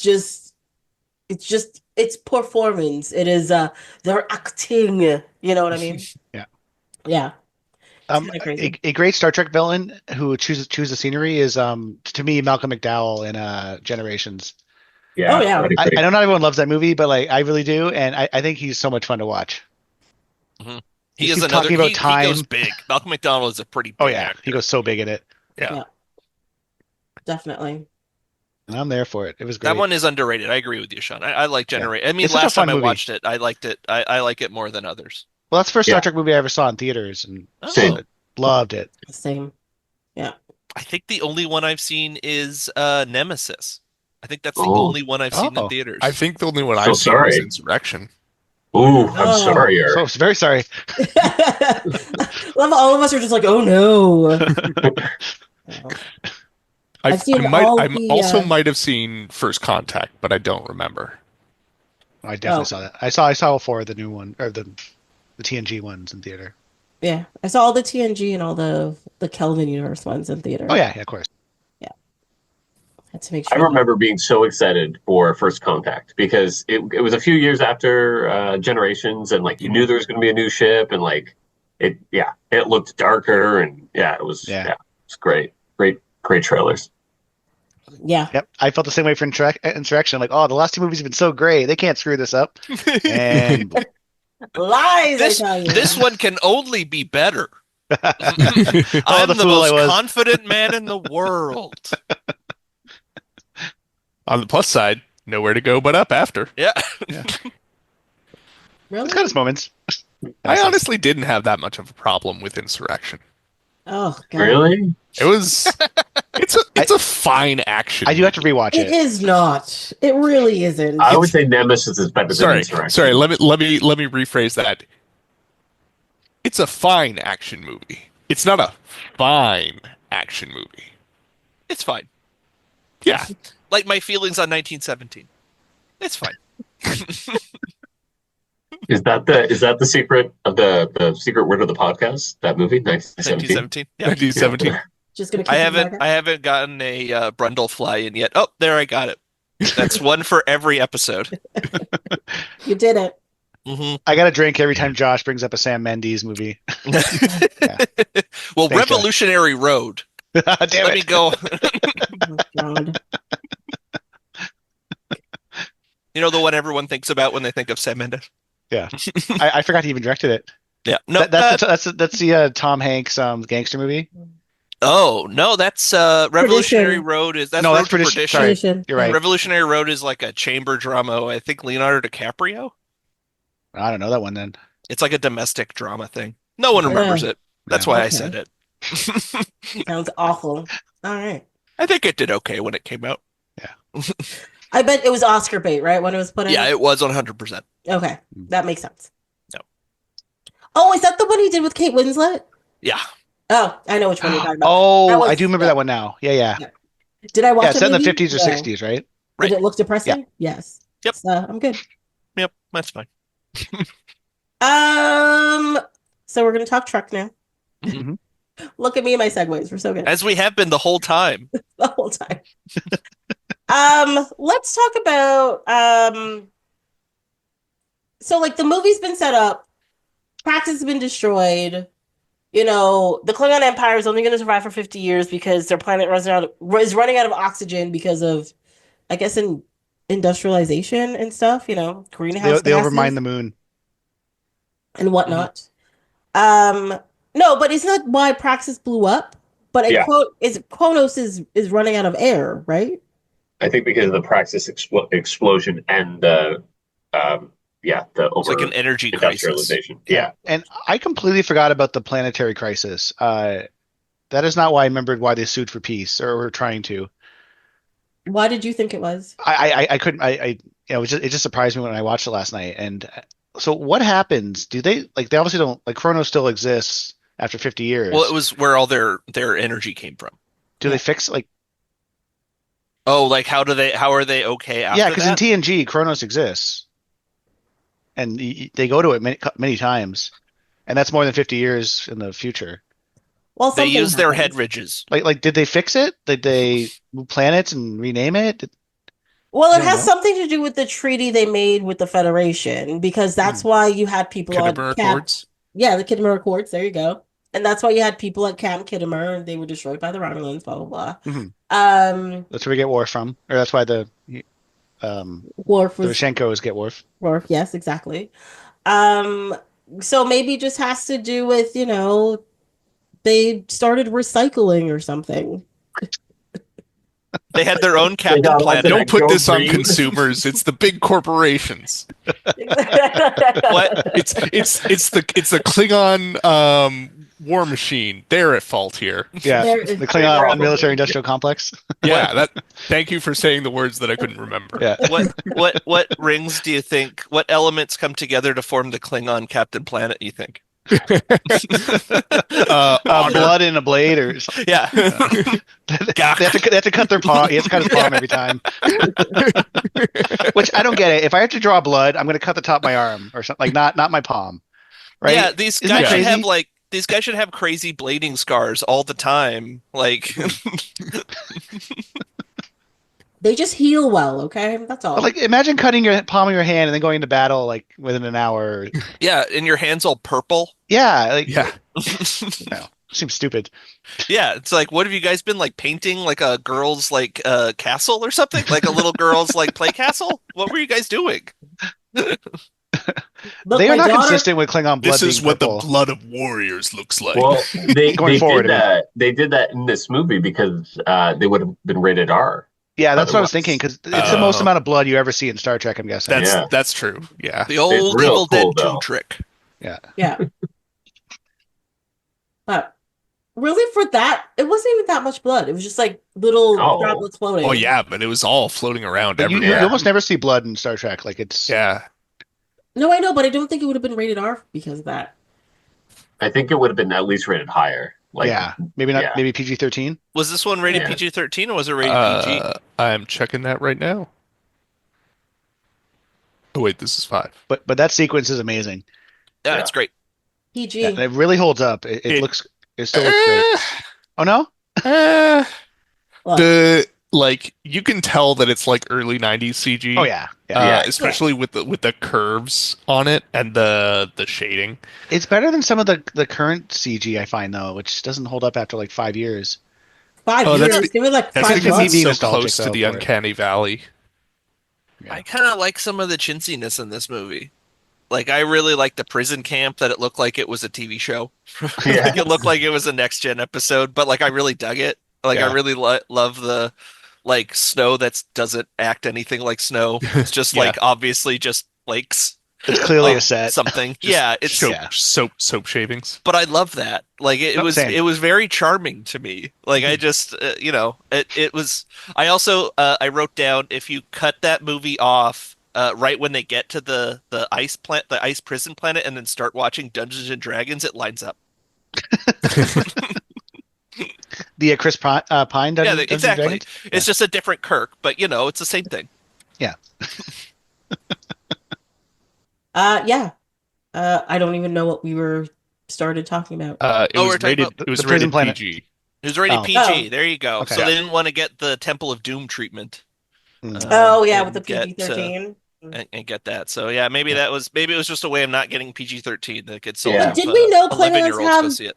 purple blood before? Did we I know don't this? think so. No, Yeah, I I don't don't- think so. And in No. TNG, it's generally red. Yeah. From what I I think- remember, yeah. I think in the They're not newer Star consistent with Treks, it. they're making it purple again, but Yeah. I We just think- didn't really That care that sucks. much. Make it red. It's yeah. come on, guys. I Like just it's it was. You know what? I think it was in lower decks, maybe. Oh, yeah. because like it doesn't look right. Like it doesn't look right for the Klingons specifically because they're such a red oriented like aesthetic. Anyway. I have a simple question. Yeah. What color is blood wine? And then Oh. that should be the color of their Ooh. blood. I'm Yeah, pretty sure it's red. They drink It is Pepto red. Bismol. Yeah. It's not Pepto Bismol. Oh, No, but isn't well, I guess if you call it blood wine, it would have to be the color of your blood. Because Yeah, I know they get it that's a from really like good an point. animal, so Yeah. I don't know. Okay. So yeah. Oh my God, Tracy! I didn't watch Lower Decks this week, but that one where they were on Kronos, when they were on the Klingon planet, and you see them farming, Oh, like it was just so great. It was a tart great. farm. Tracy. It was I a love that start episode. from, yes. The bloodworms. It was just like, oh, this is the kind of stuff that Lower Decks needs to do. Like that's what's great about that show. Well, we I only think got 5 that's, episodes left. I That's- know. like that's what makes the show good is because so like Lower Decks, the episode from TNG was about the people we don't usually pay attention to, right? Mhm. Then the TV show comes along and it's Lower Decks, it's about the people we don't usually pay attention to. They're the stars of this. And then throughout the show, they showed a lot of like background minutia, like where does blood wine come from, Yeah. show up. So like you're like, oh, now you're just filling in the You feel world. them in? Yeah, exactly. Yeah. So Yeah. great. You know, They're stupid. They're stupid. Why do they end that? Can't cost Did- that much, did you it get know? canceled? It's done after the season, yeah. Yeah. yeah. It sucks. There's been a rash of animated shows getting canceled that I've heard about recently. See, the problem is the pandemic's over. And so a lot of people are going outside again. So they're not sitting at home watching TV all day Stupid nature. on their cable subscription. Yeah, but the way the internet works, they can go hang out in nature and stream their movies. They're doing it. Yeah, but nobody subscribes to Paramount Plus. Nope. Oh. I can't believe it still exists. I actually do. Like, believe it? Like, I Yeah. didn't did they for lose this like $2 billion? podcast. Believe it or a couple years subscribe. ago? Like per year they'll lose like $1 or $2 billion. Yeah, they're not doing good. It's They just keep expected throwing that money they in a should. fire. Well, it's because they don't license anything. It's all their own content. So like you're not like getting any money from that unless you're getting subscribers. So like and there's some Yeah. good content on there. Like, Yeah. but Oh, this yeah. is the last streamer where I actually steal or I borrow it off a friend. Like, We actually passed would share this one. I had to get it for this. To watch like a bunch of Star Trek episodes. I watched a few things on there. All of Beavis and Butthead is on there, which is I want to watch the new movie. Holds up real well. Yeah, they got a big library, and that's the thing. Like my kids love, the Transformer movies, the Sonic movies. Like there's a lot of IP that I think the Minion movies are on there, like that they have that, like we're just into. So I get it. But you're right; they are losing money fast, very fast. I mean, no streamer except Netflix makes money, but. Yeah, I thought it was Disney. Or Disney just made profit this year or late last year. I don't even understand how to make profit. I mean, if Disney can do it, anyone can do it, right? I mean, the little guys. If Disney's like, we only just made a profit, then that means I think we can all do well. We all have Spider-Man, Mickey Mouse, Indiana Jones, and Luke Skywalker, right? We can all put those up on our easy. Yeah. And this is why we're gonna lose a bunch of content from online because people are not gonna pay for things anymore, and it's But you get all those great Paramount characters, like name something that's not Star like Tom Cruise. Yeah, like SpongeBob. Tom Cruise. Wait, SpongeBob's on Paramount? Yeah, it's Nickelodeon. Oh, that's right. I just bought the DVDs. It's fine. Mission Impossible's on there, I think. Right? Yeah, all the Mission Impossibles. Yeah. There's a lot of action movies. I think like the Friday the 13th are all in there. Oh, it's good to know. Yeah. I rewatched Nightcrawler recently. That movie's awesome. Jake Gyllenhaal. Still have not watched it. It's on Paramount. Oh, it's so good, Tracy. It's on my list creepy to watch, in a great way, in a really good way. He's such a creep in it. It's so good. Just about getting in the mood to watch something like that. I'm just like, do I feel like feeling creeped out today? Bill Paxton's in it. The great Bill Paxton. There you go. That's all you need. I love Bill Paxton. It's creepy, but not in a stick with you. Game over, man. Why don't you put her in charge? I love how we're supposed to be talking about the good Star Trek movie, and we've somehow tangented into like the state of the industry and streaming media. What? It's destroying the good content. It's the undiscovered country. Yes. Streaming. The final frontier. Yeah. I have to admit the suits, the helmets of the suits of the people that come from the Enterprise to assassinate Chancellor Gorkon was very cool. Or maybe it was just the angles. I don't even know. Mm-hmm. But I think the whole suit was pretty cool, I think. Like it was like the nicest ones we've seen for the whole series. Yeah. And the phasers were great too. I agree, but I didn't like the suits. No? No. They definitely They looked good. I just didn't like them. The helmets reminded me of. You remember that Honda robot? Yeah. That's what it reminded me of. The one that danced? Yeah. I think so. Yeah, I think it dances. I don't know. It reminded me of Daft Punk, and I was fine with that. Fair enough. Have we done the loss of gravity thing before? No. Good question. That was cool. I don't think so. That's cool. And I think that's why the blood remotely looks okay still because it was like all floating around. Yeah. For me, it was the sound of the grab boots every time they hit the ground. The ka-chonk, ka-chonk. Oh, that's a better way to say it. It's like some other show that we won't talk about again on the show. I did think it was funny when they lost gravity. And they showed like the Klingons, like they're sitting there, and then it's very clear that it's just them lifting their arms slowly. They're like, cut away, No, and they cut back and like to float. Yeah. Whatever. All right. One thing that I didn't like about that is like you could just hold on to the table, like that thing is clearly bolted down. Yeah, that is true. None of the chairs or the furniture moved. Yeah.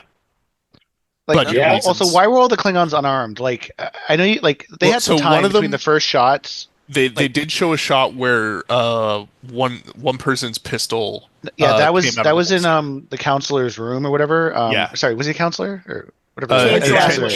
Chancellor. Sorry, thank you. That I think that was in that room, but like the Klingons in the hallway, I assume were armed. Like, did they float out of their holsters or whatever they're called as well? Uh-huh. I mean, you obviously be discombobulated, losing gravity and floating in a but hallway. You're not wrong. They are Klingons. Like they would have a blade on them at the very. You just need a lucky shot. Yeah. I mean, I still love the sequence. I think it's so cool. Yeah, it's still very cool. Yeah. The floor lights have always stood out to me though, because you're like, oh, I guess the ship's upside down, but like, no, those lights and that big thing in the deck is just there. Like, how many Klingons trip over those things when they're walking down the hallway? Especially with the tow hooks. Oh yeah, they're just They're tripping on all the things. Part of their training. Part of the training. Yeah. But isn't that the same with Cardassian architecture, where they like doorways and stuff always have like a lip, and you have to like step in, which I always thought was really confusing. I'm like, how are people not falling all the time? Because I know I would forget about it. I feel like that's actually probably more just like good spaceship design, because it's like a ship. Like, you want to be able to close it off in the case of like some sort of emergency, like taking on water or losing air. Yeah, it's like a submarine. Submarines do that too. Yeah, exactly. So like I feel like that's probably where the idea comes from anyway. Yeah. I mean, that was the Cardassians that everything's a triangle. Was it a triangle, or is it like triangles? There are a lot of triangles, like in the walls. Everything, like, there's triangles embedded. I think, like the pattern. Yeah. They don't have triangle doors. That would be pretty stupid. They do not have triangle doors. No, they have round doors, weird like shape. Everyone else. I mean, hobbits. Like all the papering Battlestar Galactica just has the corners cut off. Yeah. I love that really started as a joke, and then at the end of the series, everybody hated it. It's like, we're cutting corners in order to make this happen, in order to make the pilot happen. And it's just like, season 2, season 4, it's like, oh, God, I hate myself.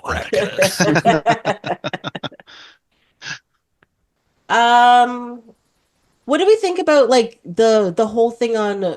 Well, no, let's not skip over the trial. Now, so who was it who said something? They had something to say about the trial. Oh, I didn't like that Worf's grandfather's name was Worf. His name was Worf? Yeah. It was like prosecutor, not prosecutor, but like defense attorney Worf, state your case. Really? So Moog, son of Worf? It wasn't even that. Yeah. Like, yeah, because Worf's father's Moog, right? Yeah. So this must be his father. According to IMDb, like, trivia or whatever, it's like Worf plays his grandfather. Oh. And Klingon defense attorney. Yeah, and during the trial they say Worf though. Oh, I did not. Yeah, I missed that too. Yeah, and so I was like, that's dumb. Worf isn't born yet. And then especially at the end of the movie when we get to Kittimer, and it's like, yeah, Worf definitely. I mean, if he is alive, like, he's not very old right now. Not old enough to be a defense attorney. Because it's like, when did he get a chance from, like, being orphaned to go to become a defense attorney? It's like, don't remember that happening.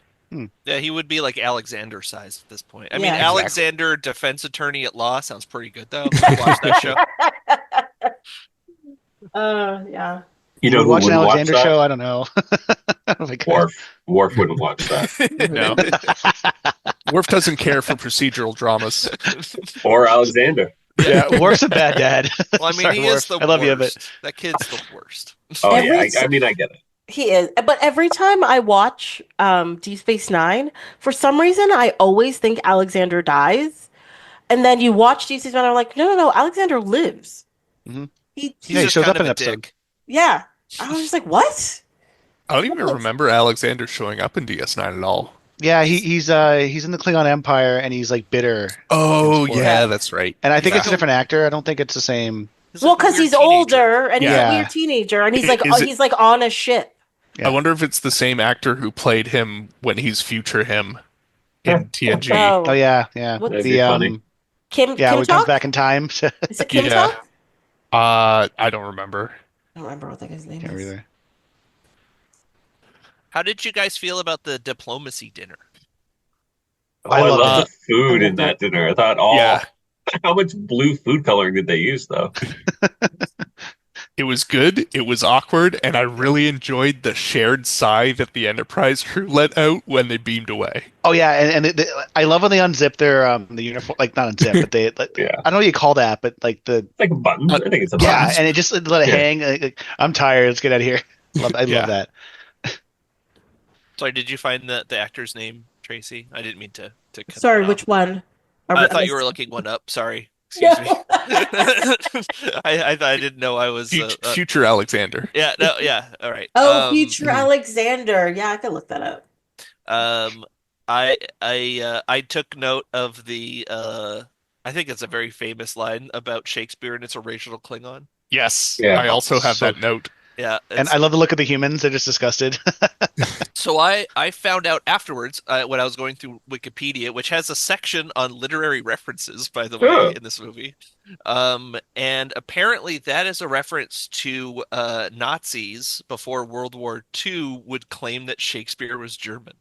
Oh. Yeah. That's So interesting. It's a fun Easter egg / history lesson from me. See, I always took that line to mean like 1917. the original like translation into Klingon from human or from English, I guess. But that's interesting. Trying to like claim him as a. Yeah. I see. I watched it this time thinking that they were joking. Like No, I kind of thought that was a joke, but apparently they were not joking. No. Well, even like, but when because that was Chang that said it. Yeah, when Spock at the beginning says there's an old Vulcan proverb, only Nixon could go to China, I was like, what? No, that was a joke, right? Yeah. That had to have been a joke. Spock's been making jokes the last like 3 movies, and I kind of like it. Well, you Spock's die and all over the place. Yeah. Yeah. Yeah.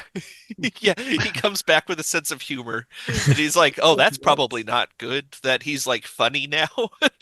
and what's Kim Cattrall's Vulcan Varric? Sorry, Valeris. Valeris. Yeah. Cool name. She was cracking, like, maybe not cracking jokes, but she was pretty funny too. Yeah. She like, what was the line about clogs? Or not clogs, but Sabot. Sabotage. Yeah. I legit said that's interesting. Like, yeah. I went, huh. Same. The scene where they've stashed the boots for one of the crewmen or crew members, and then they bring them in and they have web feet, and it cuts to her like, ugh, like, I thought that was so funny because like knowing that she's the traitor, she's like, oh, either she fucked up or those 2 guys she murders later fucked up. Yeah. Oh my god, I never thought about it that way. That's really funny. like because you're not supposed to think it's her, right? Yeah. But honestly, who else would it be though? There's no other characters to introduce. Yeah, and like Also, it was Chekhov or something, but that would have been amazing. Crazy twist. Those 2 racist guys from the transporter room. Yeah. Yeah. I did, which like, I think are the ones that she kills, right? She kills. Yeah. I did like the fact that like whenever they interjected humor into the movie, it wasn't humor that like destroyed the scene or like undermined what was happening. It was just like, no, this is funny, but it's like situationally funny, within the world. It gives them human moments, which is the funny part because they act so alien otherwise for the rest of the movie that having them actually like let off some steam is actually is funny because it's relatable to us, right? So like we feel the relief from that. So like the thing where Sean said they let out a big sigh of relief when they all leave, or maybe that was Tim, sorry. Like that's fun. They're also all drunk, which is also funny. Oh, that's right. Yeah, they had hangovers. Yeah, they all had hangovers. But I don't know. I also think that scene's also funny because it's like, well, we fucked that up. Yeah. We did not do a good job there. No, they did not. So just an FYI, Alexander Roshenko shows up in the episode called Sons and Daughters on DS9. And in that episode, he is played by a person named Mark Warden. And over time, 5 people have played Alexander Roshenko throughout the shows. And not one of them admits to it. 5, yeah. That seems high. Yeah. Oh my god. Okay, you got child actor go ahead. Alexander. Then you've got the one from the future, Alexander. You got DS9 Alexander. Who are the other 2? Baby Alexander? I think the first episode to when he comes back and is like kind of a regular, they're probably different. Oh, that makes sense. Yeah, I can't remember the first time you meet him. Yeah, the first time you meet him when he ships him off to his parents. Yeah. No, the first time you meet him is when Kalar shows up and gets murdered, and he stays on the ship. He's like 3 or 4. He's really little. So I would think it's a different actor, maybe. But maybe, yeah. That. But speaking of bad parent not caring, I wrote this down for 5, and I didn't bring it up. But Spock and Kirk have this moment where Kirk is like, "You're like my brother, the brother I never had." And it's like, dude, you had a brother and he died. Yes. Like, but it was just like, oh man, they just completely glazed over that. Yeah, nobody cares about his brother. What was his brother's name again? George. Yeah, you don't really get to meet him until Strange New Worlds. Yeah. Yeah. Because in the original series, I think when they show up to the planet he's supposed to meet him at, he's dead already. Yeah. It's like a plague wiped out the city or something. No, he's on the Defiant, I think, when it goes through the Tholian web or gets caught in the Tholian web. Oh, okay. Yeah, I don't know the original series very well. Sounds like that thing's a lot harder to get through than the Great Barrier. Yeah. Absolutely, yeah. Yeah. Did they really try? Yeah, did they try going forward at it? Turbulence, back up. Yeah, oh! I've never had an immersion break for me as much as seeing like behind the scenes footage of them doing the like shaking thing. Oh, they're like, yeah. that has broken all of Star Trek for me, is seeing them just like on a still set going, oh. Well, when it's done badly, it's really awful. They're so in unison though. They must practice. They must have to practice. I'm sure it's very hard to make it look as good as it does. Yeah. But it looks so silly. Yeah. There's somebody off screen going like 1, 2, 3, jump sideways. Yeah. Oh, 100%. And the camera has to do the same thing because the camera has to go along with it. Yeah. I listened to the Garrett Wang and Michael. No, what's his name? Who's Tom Robert Harris? Duncan McNeil. Thank you, Robert Duncan McNeil's podcast. And I think Garrett Wang told a story where on season, like when they're filming the pilot, they're shaking with like whatever you call it, their shaking was so bad they had to bring in like a director. I think it was David Livingston or one of the TNG and Deep Space Nine directors had to come in and like teach them how to shake properly. Yeah, how to do it properly. It's not. Some people just aren't born with that skill. Yeah, it's a very difficult skill to own. Do you think he taught them in the style of the time warp? Get them all in sync, right? Yeah. They just turn the music First, off. You do a little to the left. And then you fly to the right. Now that's Put your hands on your head.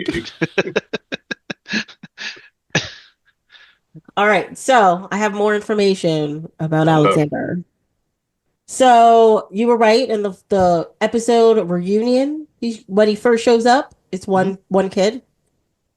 Then, so the one we're used to, his name is Brian, and he shows up in like the 7 episodes of Next Generation. Mm-hmm. About like 20.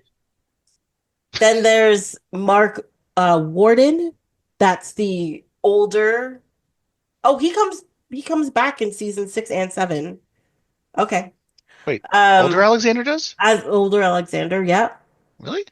And then you have future Alexander, Kimtar. So there's that guy. But also in Deep Space Nine, Worf, they're calling this guy the 5th actor, but Worf has a picture of him and Alexander, which is a different kid, like him at a different age. And it shows up in like 6 or 7 episodes. That is incredibly strange. That is, it is amazing that is cited though. Yes. That is, you know what? Yeah. Why wouldn't they just use the kid's face? Like, I'm sure they have pictures of him. Like, why not use the guy you have? Yeah, but I think it's supposed to be... His contract was too good. They didn't want to pay residuals. Yeah. I think it's supposed to be him, like, older, like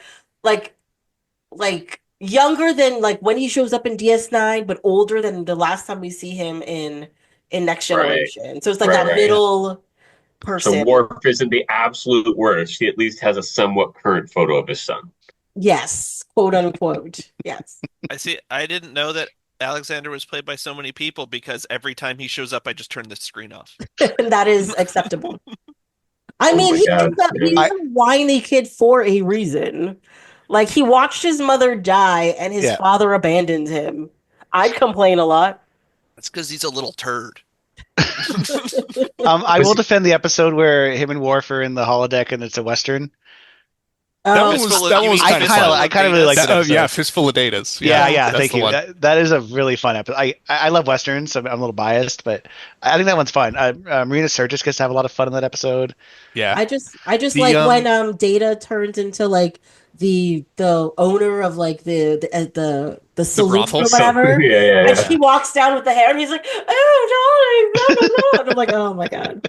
I didn't realize how much, like, thinking back, like, I always thought it's like, okay, it's Picard, it's Riker, Worf is there, Data's there, whatever. I didn't realize how much of TNG is the Brent Spiner show. Oh yeah. Especially the later seasons. Especially later seasons, yeah. It's like Voyager kind of turns into the 7 and 9 show. Yeah. I wonder why that is, Sean. I don't know. I wasn't a teenage boy when that was on. It's a mystery. What could possibly be the reason that her and Lara Croft were so popular back then? It's you mean the Lara Croft from N64? Yeah. Speaking of Datas, though, this movie has Spock doing Sherlock Holmes, which I think is vastly superior. I love Spock. What a great Holmes. B! Is that the B story of the movie? Like, what a great B story! Like, you get to see a ton of the ship.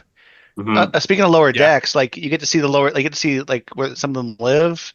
Yeah. There's rooms with like 6 bunks, communal bunks. Yeah. Yeah. I loved all that stuff. That was great. Oh, that pot being shot by the phaser and just like disintegrating. That was like just leaving the mashed potatoes with a spoon in it. I'm sorry if people the guy barely had time to get away from it. I'm sorry if anybody eats those mashed potatoes, their insides are become solid as well. Like, I'm sorry, those mashed potatoes were wrong. Yeah. Yes. Tim, you said you watched on the Blu-ray.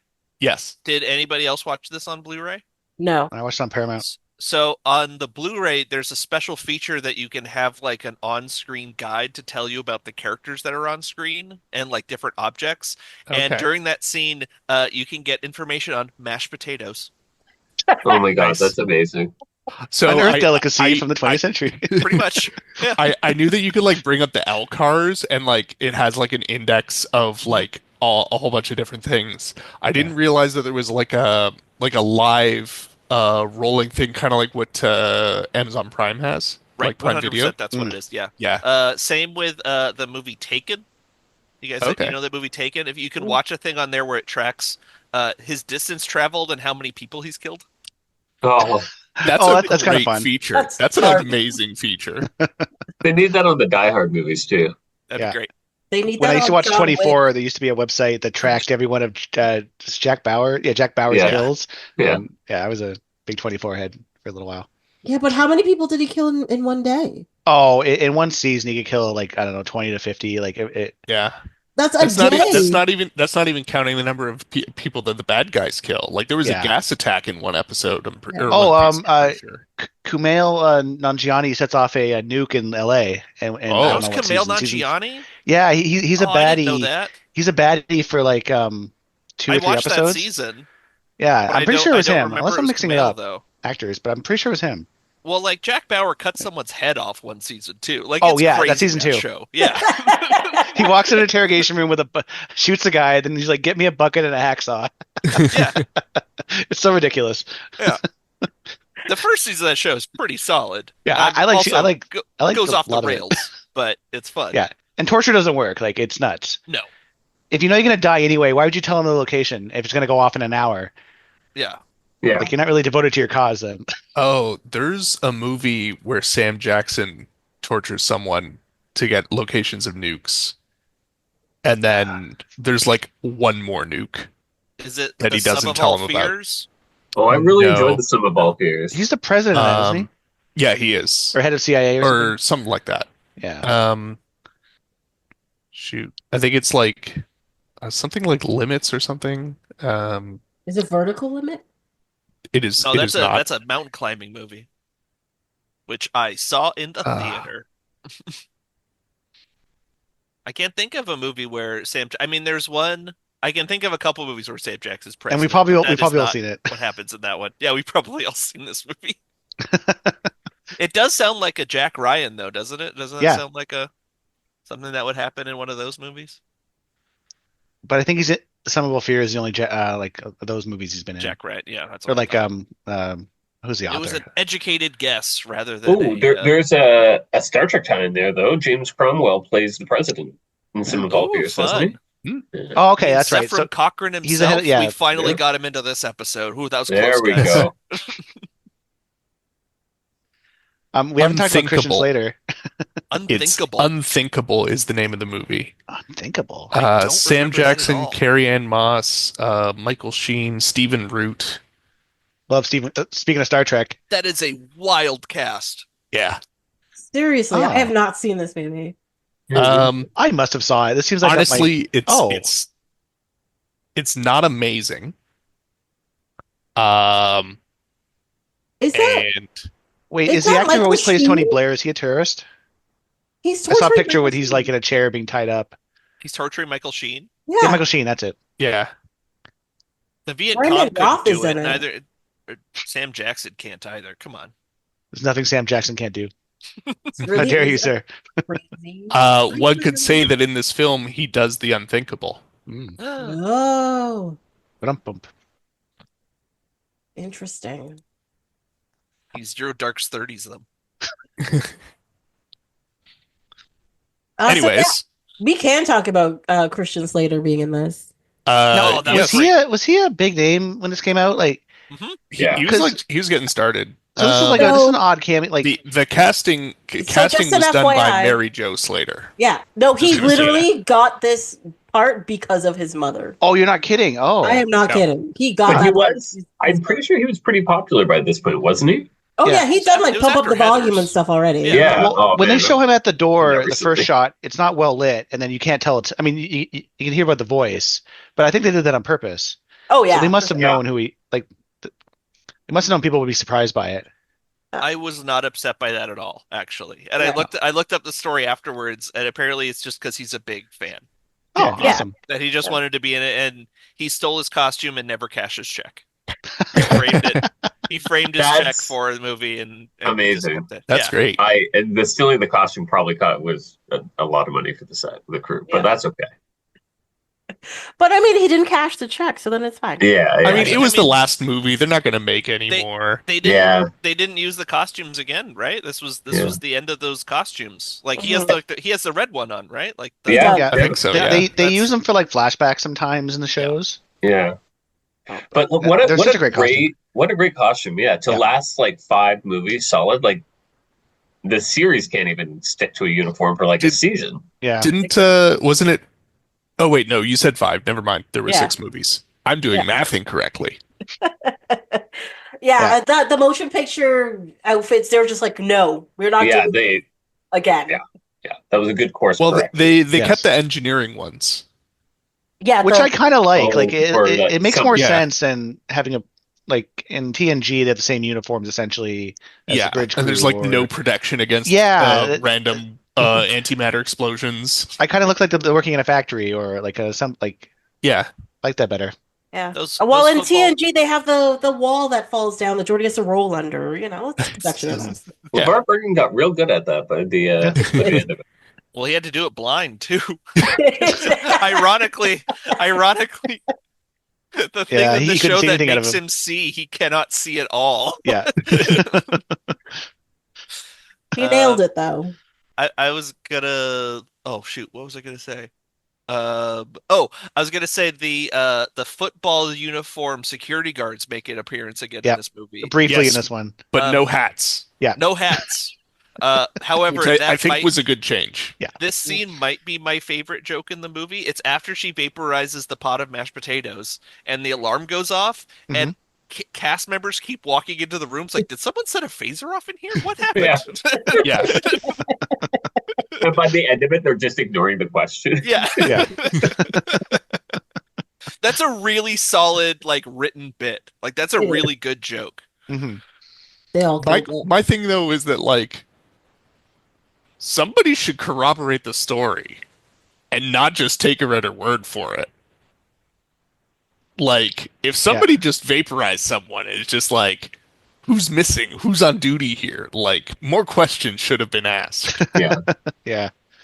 Yeah, because we've seen in Star Trek so many times people being taken over by an alien or mind controlled or, or being switched out completely by somebody who looks exactly like them. Yes. Mm-hmm. Lorca. Hey, what happened to my pot of mashed potatoes? Dinner that was my grandmother's pot. Exactly. Like, seriously, as a crewman, how do you stay? You go back to your bunk later that night, and you're like, you're never going to guess what fucking happened. That lieutenant on the bridge, she, like, phasered the pot. One of the upper deckers. Yeah. I barely got out of the way. What the hell is all this about? And here's the really fucked up part, that the whisk stayed in the mashed potatoes as if it was solid. That's why I'm saying nobody can eat those mashed potatoes. It's crazy. Well, she wasn't done yet. She was working at it. Weren't done mashing. Yeah. But also, I do find it weird that the pot disappeared, but not the contents of the pot. So, but that's I'm inclined to agree with that. Yeah, like, would our stomach content stay if we were vaporized? But I also feel, like, where does the vaporizing, like, where would the vaporizing stop? Because technically, the pot is on the stove, right? Yeah. So I understand the pot disappearing and the stuff inside the pot disappearing, but because it's touching the stove, does the stove disappear as well? And then because it's touching the stove, is touching the floor, does the floor disappear? Like, where does it end? Also, actually, you're raising questions that's making me think, because, like, if you think about it, phasers normally used on organic materials. Correct. So if you set the phaser and you try to vaporize something, usually they just use that for, like, melting through locks and stuff, right? Yeah. So, like, consistency issue there, right? Yeah. But there's also sorry. Go ahead. No, this movie also brought back my questions from, like, the first episode about, like, how the universal translator works. Yeah. Because they're like, holding one to their ear during the trial. No, but their translators were taken from them, right? So they were given, like, for that. But while they were on the ship having dinner, for example, technically their universal translators should be working, right? Because they're on the ship. And they should be hearing each other speak English. But at one point in time, General Chang starts speaking in Klingon out of nowhere. But how does the translator know that he wants them to hear Klingon at that point in time?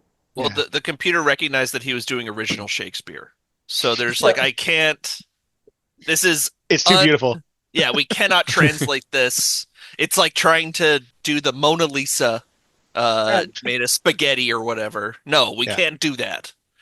There's too many nuances to the language. But yeah, it just brought back some of those things for me, and I was just like, oh my god, you're doing things with the translator again. That's driving me crazy. Mm-hmm. I really dug the way that the film did the translation stuff in the court scene, where it started with Chang doing his speech in Klingon, which I'm sure Christopher Plummer loved to do. I'm sure he loves talking gobbledygook as if it's real.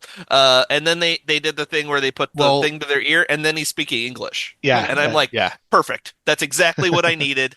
I just need to know that I'm only interpreting this as English. It's not actually English. Exactly. Yeah. That's what I need. So they did actually, the guy that invented the Klingon language after Doc Brown started talking it. He actually was on set for a lot of the rest of the movies after 3. Oh, that's awesome! What a great job that would be. And there was, I think I linked the interview with him last time. You did, yeah. But yeah, basically he says it's like, oh, you're not getting the right enunciation or whatever, or it's like, oh, you forgot a word or something. Well, because he's a linguist, right? Yeah, because he's literally a linguist. He also invented, like, a couple other languages in some shows and stuff. But oftentimes it would be like, it's like, you know, when the director says cut, or when the director says cut, they have to, like, it's like sound was that okay, cameras were that okay, director was that okay, and then it was like linguist was that okay, And then it was just like, well, you kind of messed up, but I can make it work. It's like you forgot a word, but like now there's a new rule in the language where you can omit the subject if it's like it's kind of like using the word it. Like cut it out. And it's like, well, what's it? It's like what you're doing. So in Klingon it could just be cut out, sort of as an example. So you're saying he was murdered on set? Uh, he quickly learned to maybe only do one or two takes. 2 takes freaks. Yeah. We also didn't talk about the many bipedal aliens on Ruropente. I thought they were really cool. I don't know. Yeah. That's the whole prison whole planet. fight scene. Yeah, That's the the dilithium mine. What Yeah. a great name for a prison planet. Yeah. Ruropente? Yeah. And that whole scene where they're being taken there and like there's Yeah. no electronic frontier. Like it's great. Yeah. Great. Yeah, I love here's the a guy we're prison gonna planet throw stuff. into the snow and he'll be Yeah. dead in 30 seconds. Yeah. I love the prison planet stuff. It just Yeah. it feels so fun It was and really different. good. Yeah. I just Um, love a prison planet in general. Lots of good makeup. Yeah. Yeah, and they also didn't waste any time there. Like, yes, you were immediately shown like what the place is and how life is gonna suck there for Kirk and McCoy. Yeah. But then they just like snap to it, like let's get this going, Yeah. So is Amon, is that how you say her name? Iman, Is she yeah. the first like changeling? Like I know when they ask her what species she is, she doesn't say changeling. But when Shatner's fighting an alien in the pit, whatever, that thing looks so much like a Jemadar. Oh yeah. It's blue. It's got the little horns coming out of its head. Yeah. It's so close to a Jemadar. Like, And its genitals are in his knee. Yeah. That Also- sound effect though when he gets kicked, like it's so great. I'm pretty sure he changes color at that point Yeah. too. Writer, yeah. okay, that doesn't stick with my theory, but No, but I agree. It does look like a Jemadar. Wait, Yeah. is it established on DS9 that their balls aren't in their knees? No, that was cut No. sadly. Ah, there you go. They're drug addicts though. Yeah. so they are. Yeah. That's it. I think I think that we should have they didn't tell the DS9 crew just punch them in the knee and they'll go Yeah. down. Whole Yeah. war could have been avoided. I mean, I they love probably that- had knee pads on, so it probably Oh won't. yeah. Yeah. So that's why shin guards were invented. They're like cups for aliens. Yeah, Exactly. the Jemadar jock straps. I love how Men in Black 2 stole this gag for the Bulgarian, Yes. where it's Yeah. under his chin. Right. I thought about that as well. I did have one question. Sorry. I know this is cutting to the end of the movie and stuff because they've realized that there is a Klingon vessel that could fire while cloaked. And Uhura goes, "What are we going to do with all this equipment for gaseous anomalies?" Now, I know at the beginning of the movie, on the Yeah. Excelsior, they said, like, Sulu was like, we've been out here for 5 years charting gaseous anomalies. But it was never said anything about the Enterprise having anything to do with that. And they have also not met up with the Excelsior. And I was just like, wait, what? Why Yeah. have it both? Yeah. Yeah. So this was my question. Like, I'm assuming that's just like a straight out mistake, or am I missing something in the continuity of the movie? No. No. They don't offload anything from mission to mission. One thing that I can maybe think of is that, like, in the opening scene, it's supposed to be the Enterprise captained by Sulu, and then, like, because of this big peace conference happening, they bring back Kirk again to captain it. And then that just got rewritten to be the Excelsior instead. That's the only thing that I can think of.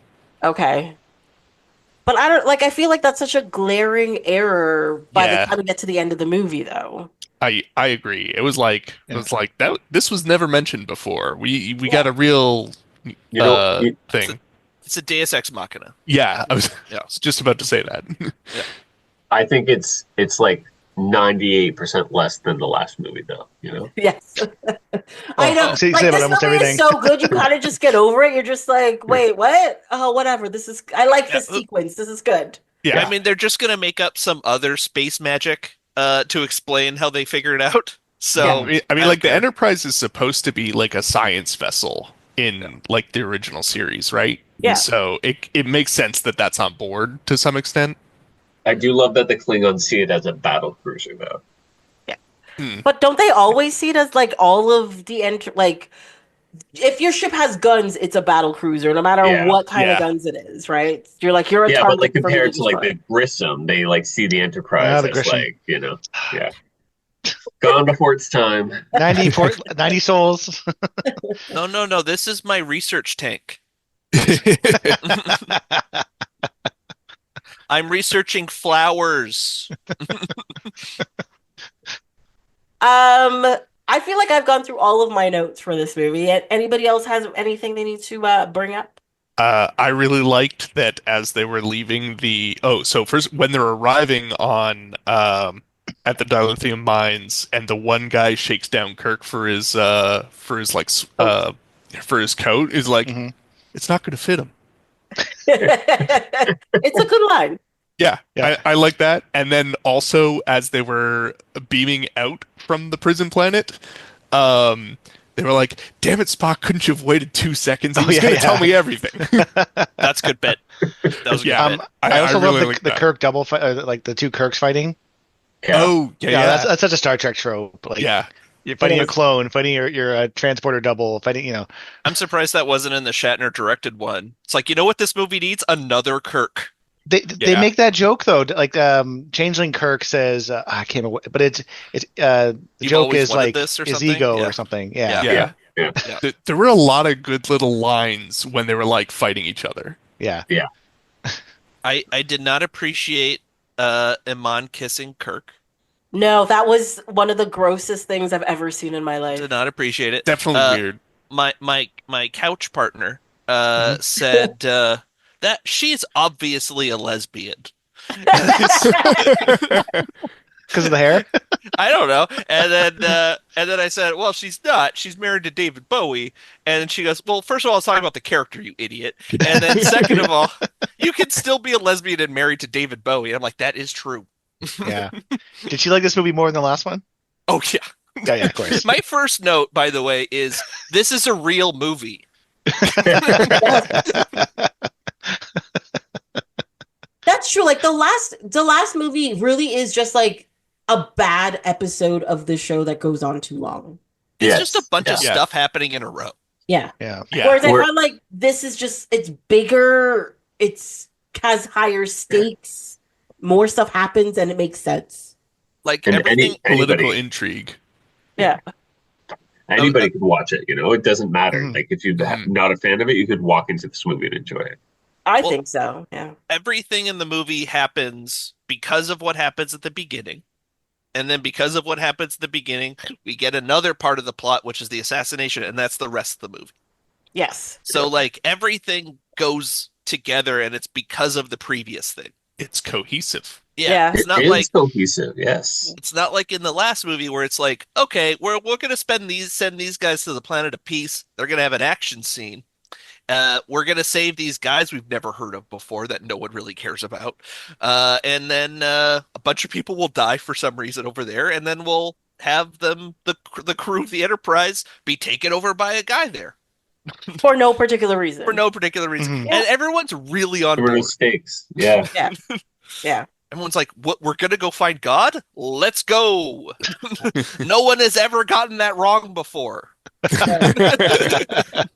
It was Star Trek 6 was it was much more like the military kind of aspect of like the ship felt like that again, like the same in Star Trek 2. And I found in Star Trek 5 it was just very goofy and like nothing worked right, and like they didn't take their jobs really seriously, which is I think a lot like not at all who they are. Mhm.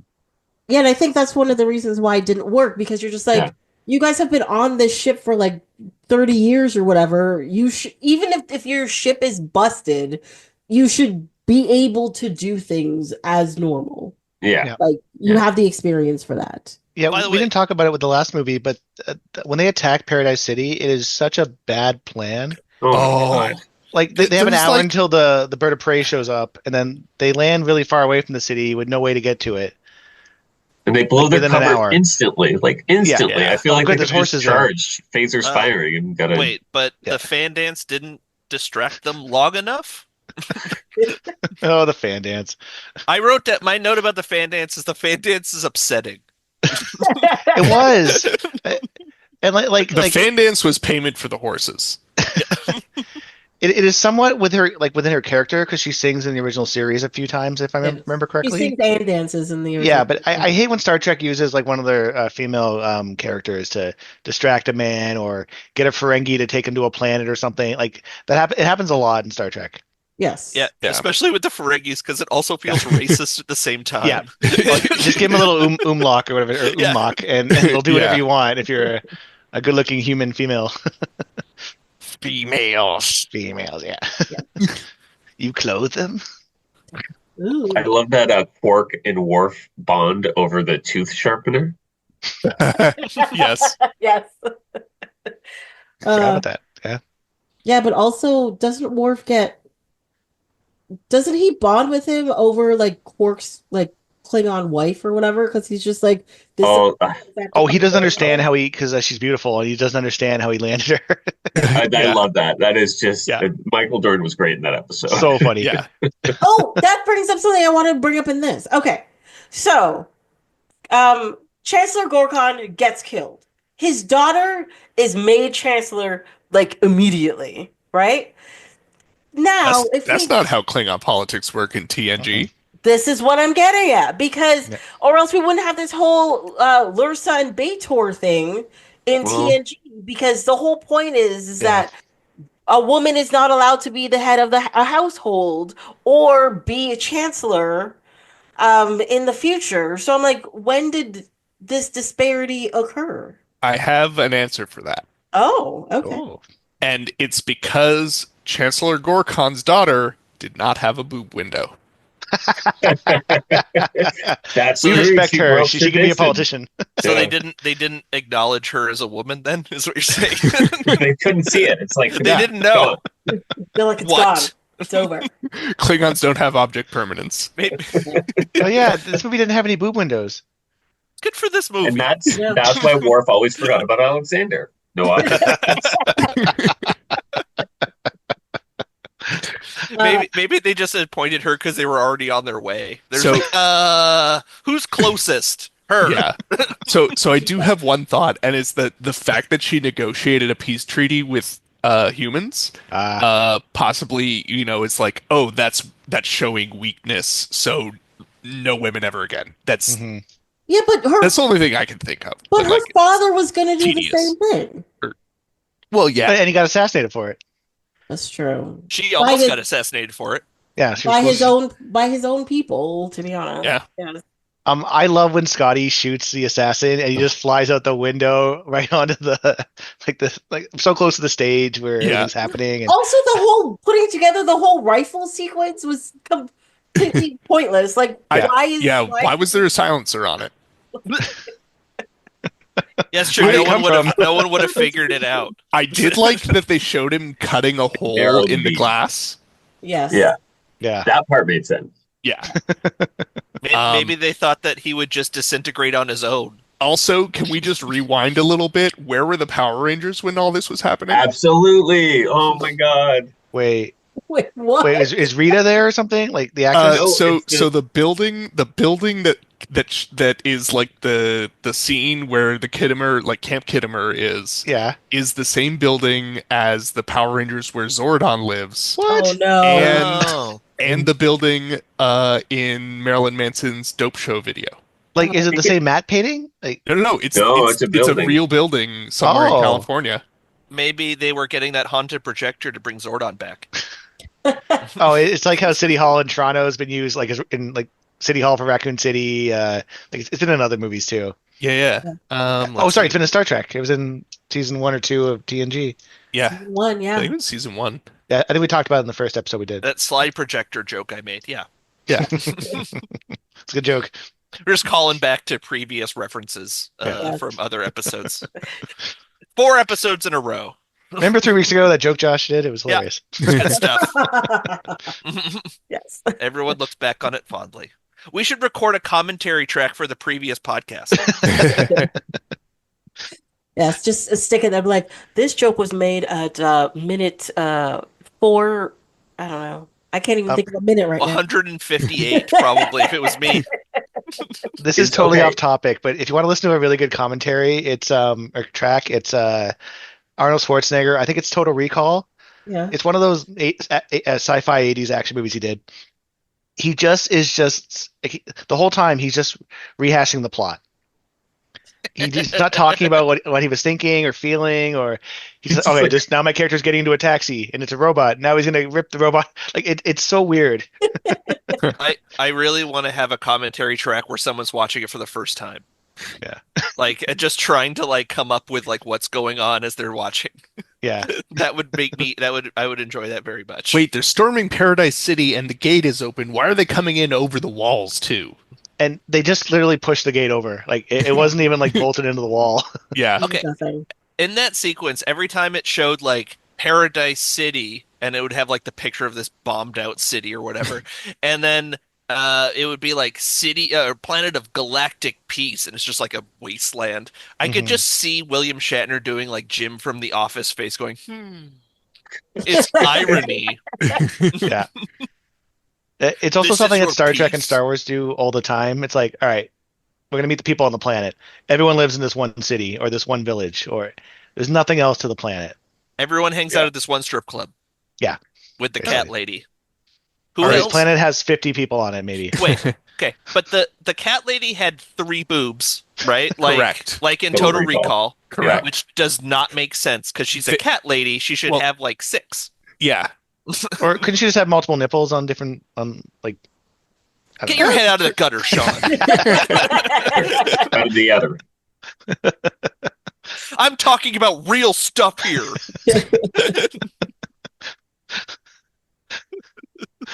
Okay, so Camp Kittimer was filmed at the Brandeis Bardin Institute, which is in Simi Hills, California, or Simi Valley, California.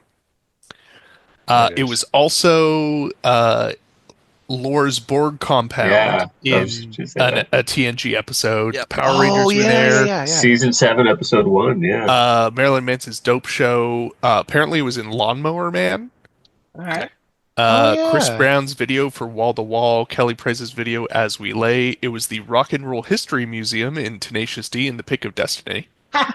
Yeah. Twilight Zone episode. Chuck, The Mentalist. Diagnosis Murder. A bunch of stuff, really. What a weird building.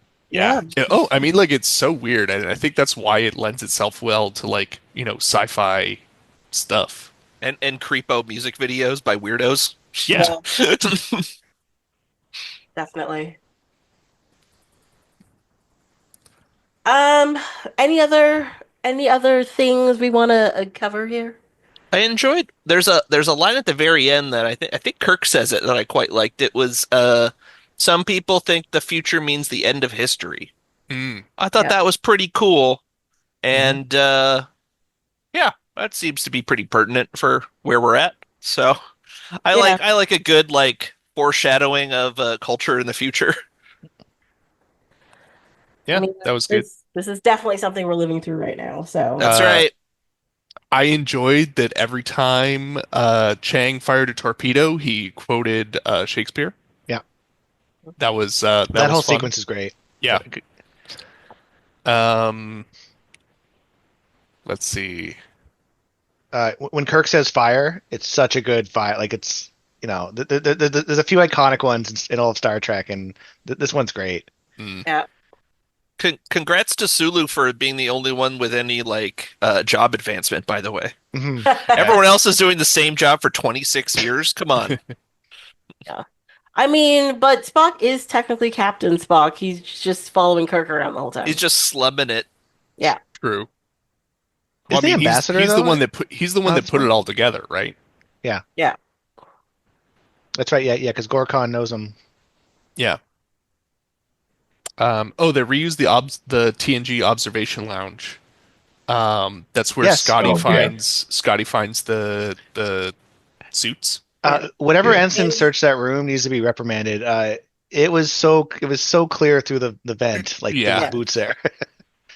Yeah, I noticed that it was the observation lounge, the engine room, and all of the hallway scenes, I think, are from TNG. Yeah. I didn't pick up on the hallways, but I definitely clocked the observation room. Yeah. Or I assume that's also where they had the dinner as well. Yeah. But I didn't. Yeah, probably. I didn't pick up on it then, but as soon as Scotty was in the room and they had like the weird corner angle, I was like, oh, I know exactly what this that is. Yeah. I think they just dressed the set very well when they were eating in there. Yeah. And they use just different angles. And it's a different table too, which is okay. Yeah, it almost looks like just like a slab of stainless steel almost. As opposed to like what it is in TNG with like the black glass top and the wood border. The wood side, yeah. Yeah. I kind of like how unlikable our main cast is in that scene. Yeah. Like they're really obnoxious and pretty awful. Yeah. And I think that's really cool. Like I think that was pretty risky of the movie to do, and I think it's I dug it. It made me feel like they were real people.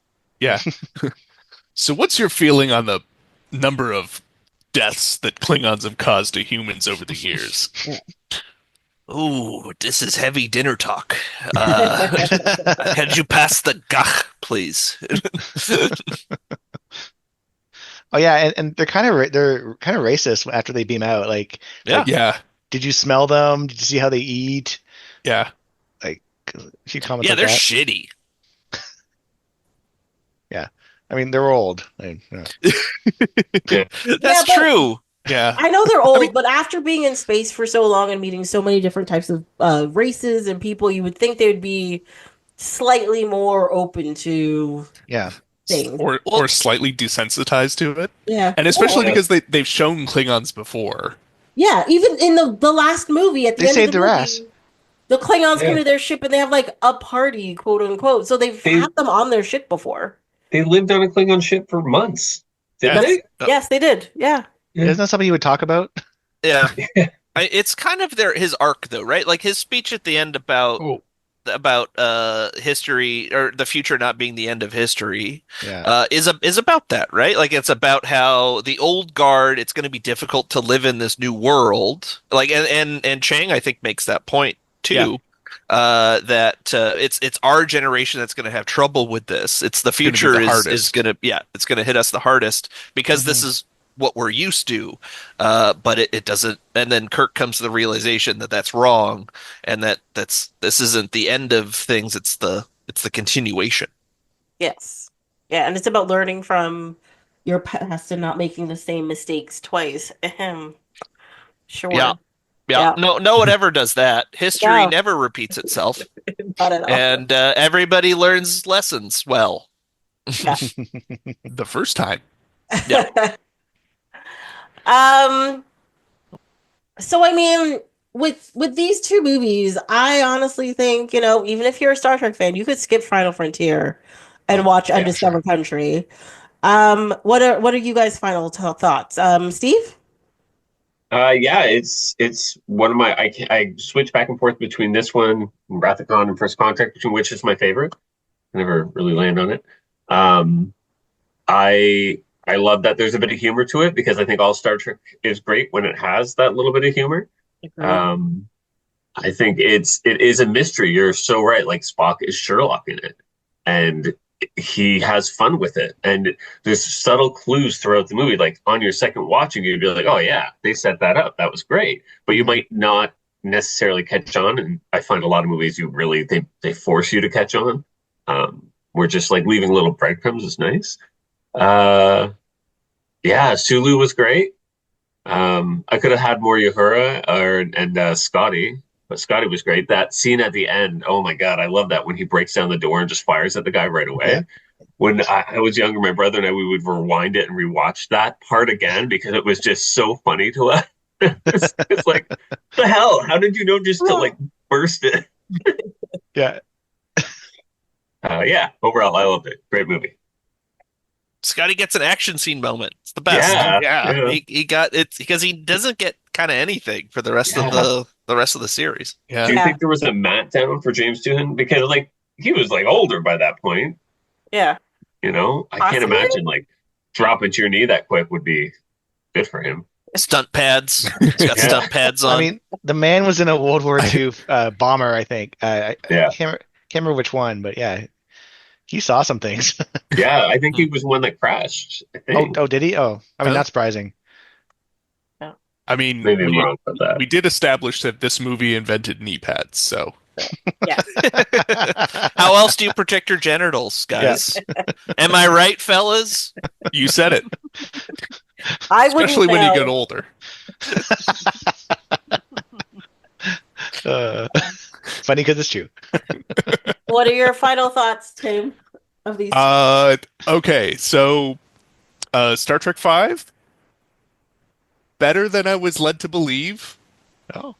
But also, when you follow it up with 6, oh my God, is it not good? Yeah. Like I think, like I said when we started talking about 6, 6 has it all. It's got the action, it's got the drama, it's got the mystery to solve. There's obligatory prison scene. It's great. And I really enjoyed it, considering it's probably my actual first watching of it. And yeah, like 5, I don't really want to call it plotting because it felt like it kept a good pace. It was just boring. Yes. That's the worst part about it. It's boring. Yeah. Like I understood what was happening the whole time. And it's like, I get what they're doing, but like, yeah, just not well executed, I think. Sean, what do you think? Yeah, I mean, I'm not sure what else to say, but yeah, 5 is so boring. I watched it on a gummy and playing board games on the other screen, and it didn't help at all. I mean, there were a few scenes. I do like the scene with Bones, where he's getting his pain healed. Yeah, and it's a flashback to essentially like not killing his dad, but putting his dad out of his misery. Euthanizing. Yeah, like there's little things in the movie I do like it's mostly character moments. Everything else, like there was even a couple Cybok speeches I didn't mind. Mm-hmm. And I'm curious because Cybok gets introduced in Strange New Worlds in season 2, Season 1. I feel like it's 1, yeah. And all they do, like, it's a great episode, and all they do is show like him at the end, and you see his back. And I thought that was really like ballsy of them because nobody really likes Cybok. And if they're gonna bring him back, they gotta do it properly somehow. And 6 is probably one of my favorite Star Trek movies. It's just a good movie in general. It is, yeah. Agreed. Josh? Yeah, I mean, as you can see, my Zoom name today is Josh the Agreeable Ratcliffe. Because I'm kind of on the page. I kind of guessed that I was going to be on the same page as everybody else this time. Yeah, no, I really don't like 5. I think the main problem is that it is William Shatner's movie, where he's always correct. And is just like it's such a wank of a movie from the person that, like, the actor that's in it, like the leading man is just like having his way with this movie the whole time, and it's pretty rough. It bothers me that like everybody falls for Cybok, like especially Spock falling for it, but like that doesn't make any sense logically that he would just be like, yeah, let's do that. Yeah, and like goes along with it, hook, line, sinker. Hook, line, and stinker. And then Kirk at the end, out logicking Spock also bothers me. It's just like, why would God need a starship? Yeah, that's a logical question that would be asked. Maybe the logic guy might think that. Yeah. Anyway, but Kirk must have the lines. That's right. He gets all the cool. He's always correct, and that and you can feel it in the movie you can feel the strings being pulled of credulity to make it so he's always the best. Um, Now, as for 6, Undiscovered Country, completely opposite. It's such a blast. I think it's like a dark horse for like best Trek movie. I mean, I don't think it's as good as Wrath of Khan or First Contact, but it quality wise, it's probably with them. Like it's a really well made movie.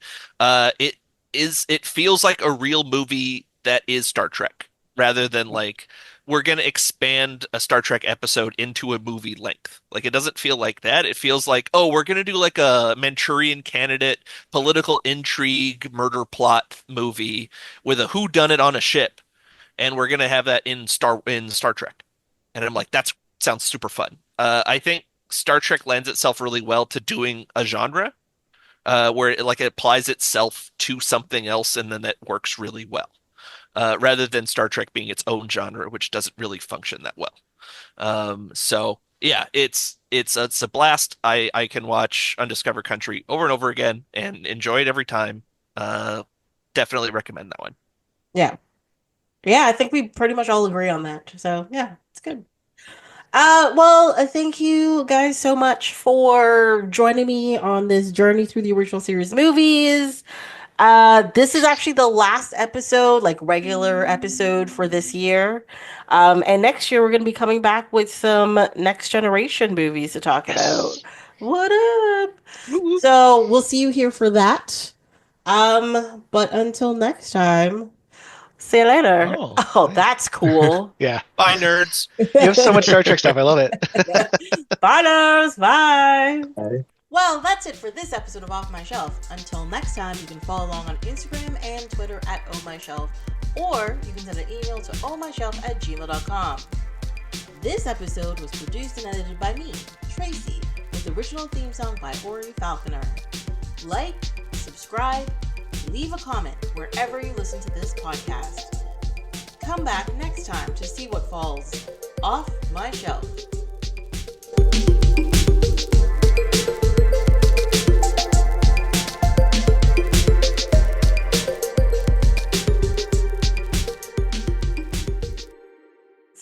I had like no notes for Undiscovered Country because I just like it so much. It's just like I just keep writing, this rules.